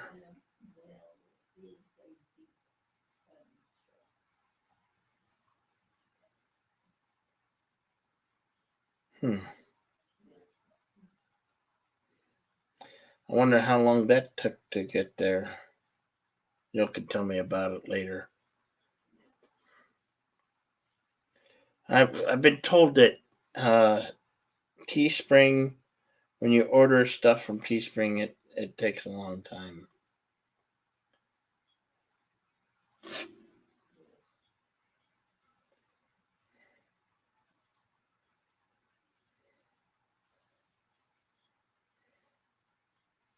Looking good though.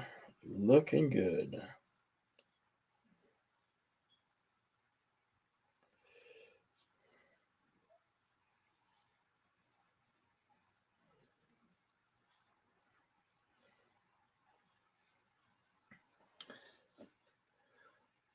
Yeah, no worries, Carlo. No worries.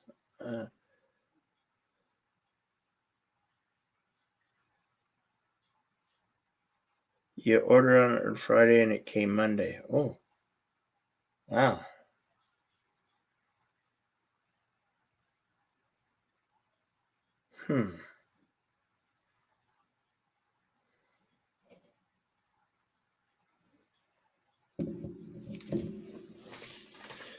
Oh, I'm going to have to talk about.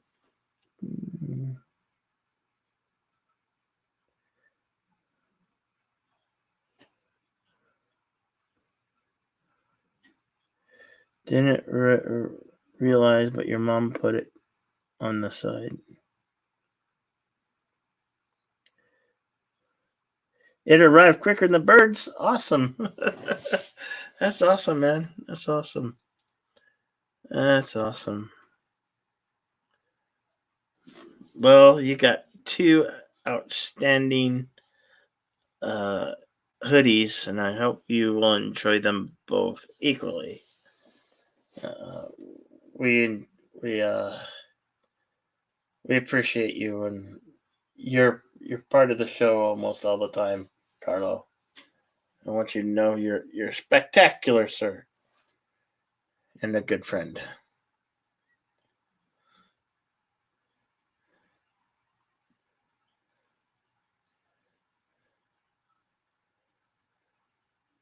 Wow, cool.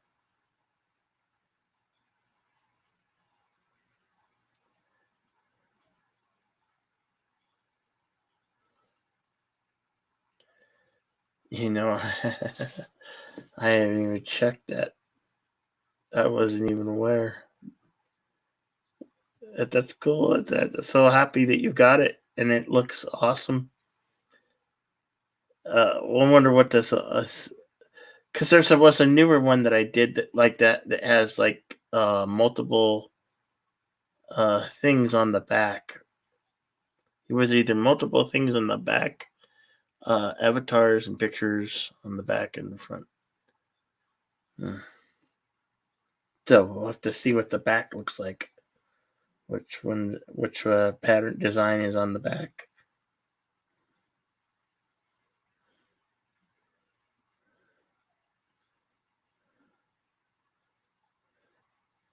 Then you'll have the top 3. Cool. Awesome, Carlo. Awesome. That is awesome, my friend.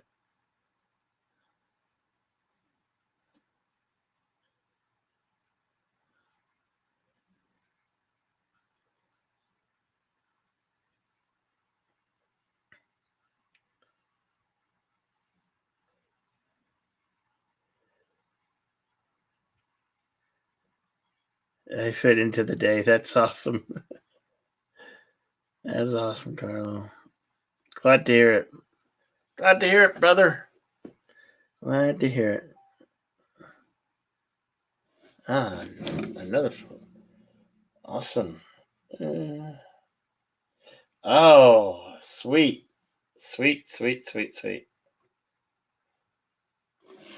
Let's see. Do you? I can. Let me see if I can share. Bring it up.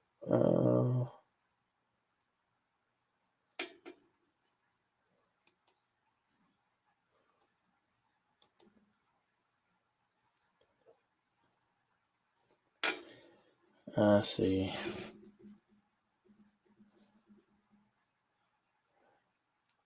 Can I go ahead and share that, Carlo?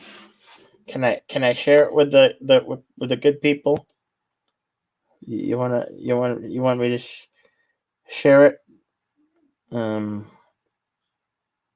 Is it okay? Of course. Okay. Share screen. Yes. Yeah, hide that. And we go here. There we go. Let me see how long it takes.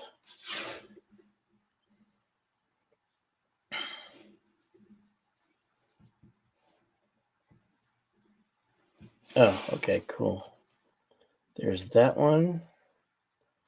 And awesome. Sweet. Awesome sauce. That looks good. Looks good in black, huh?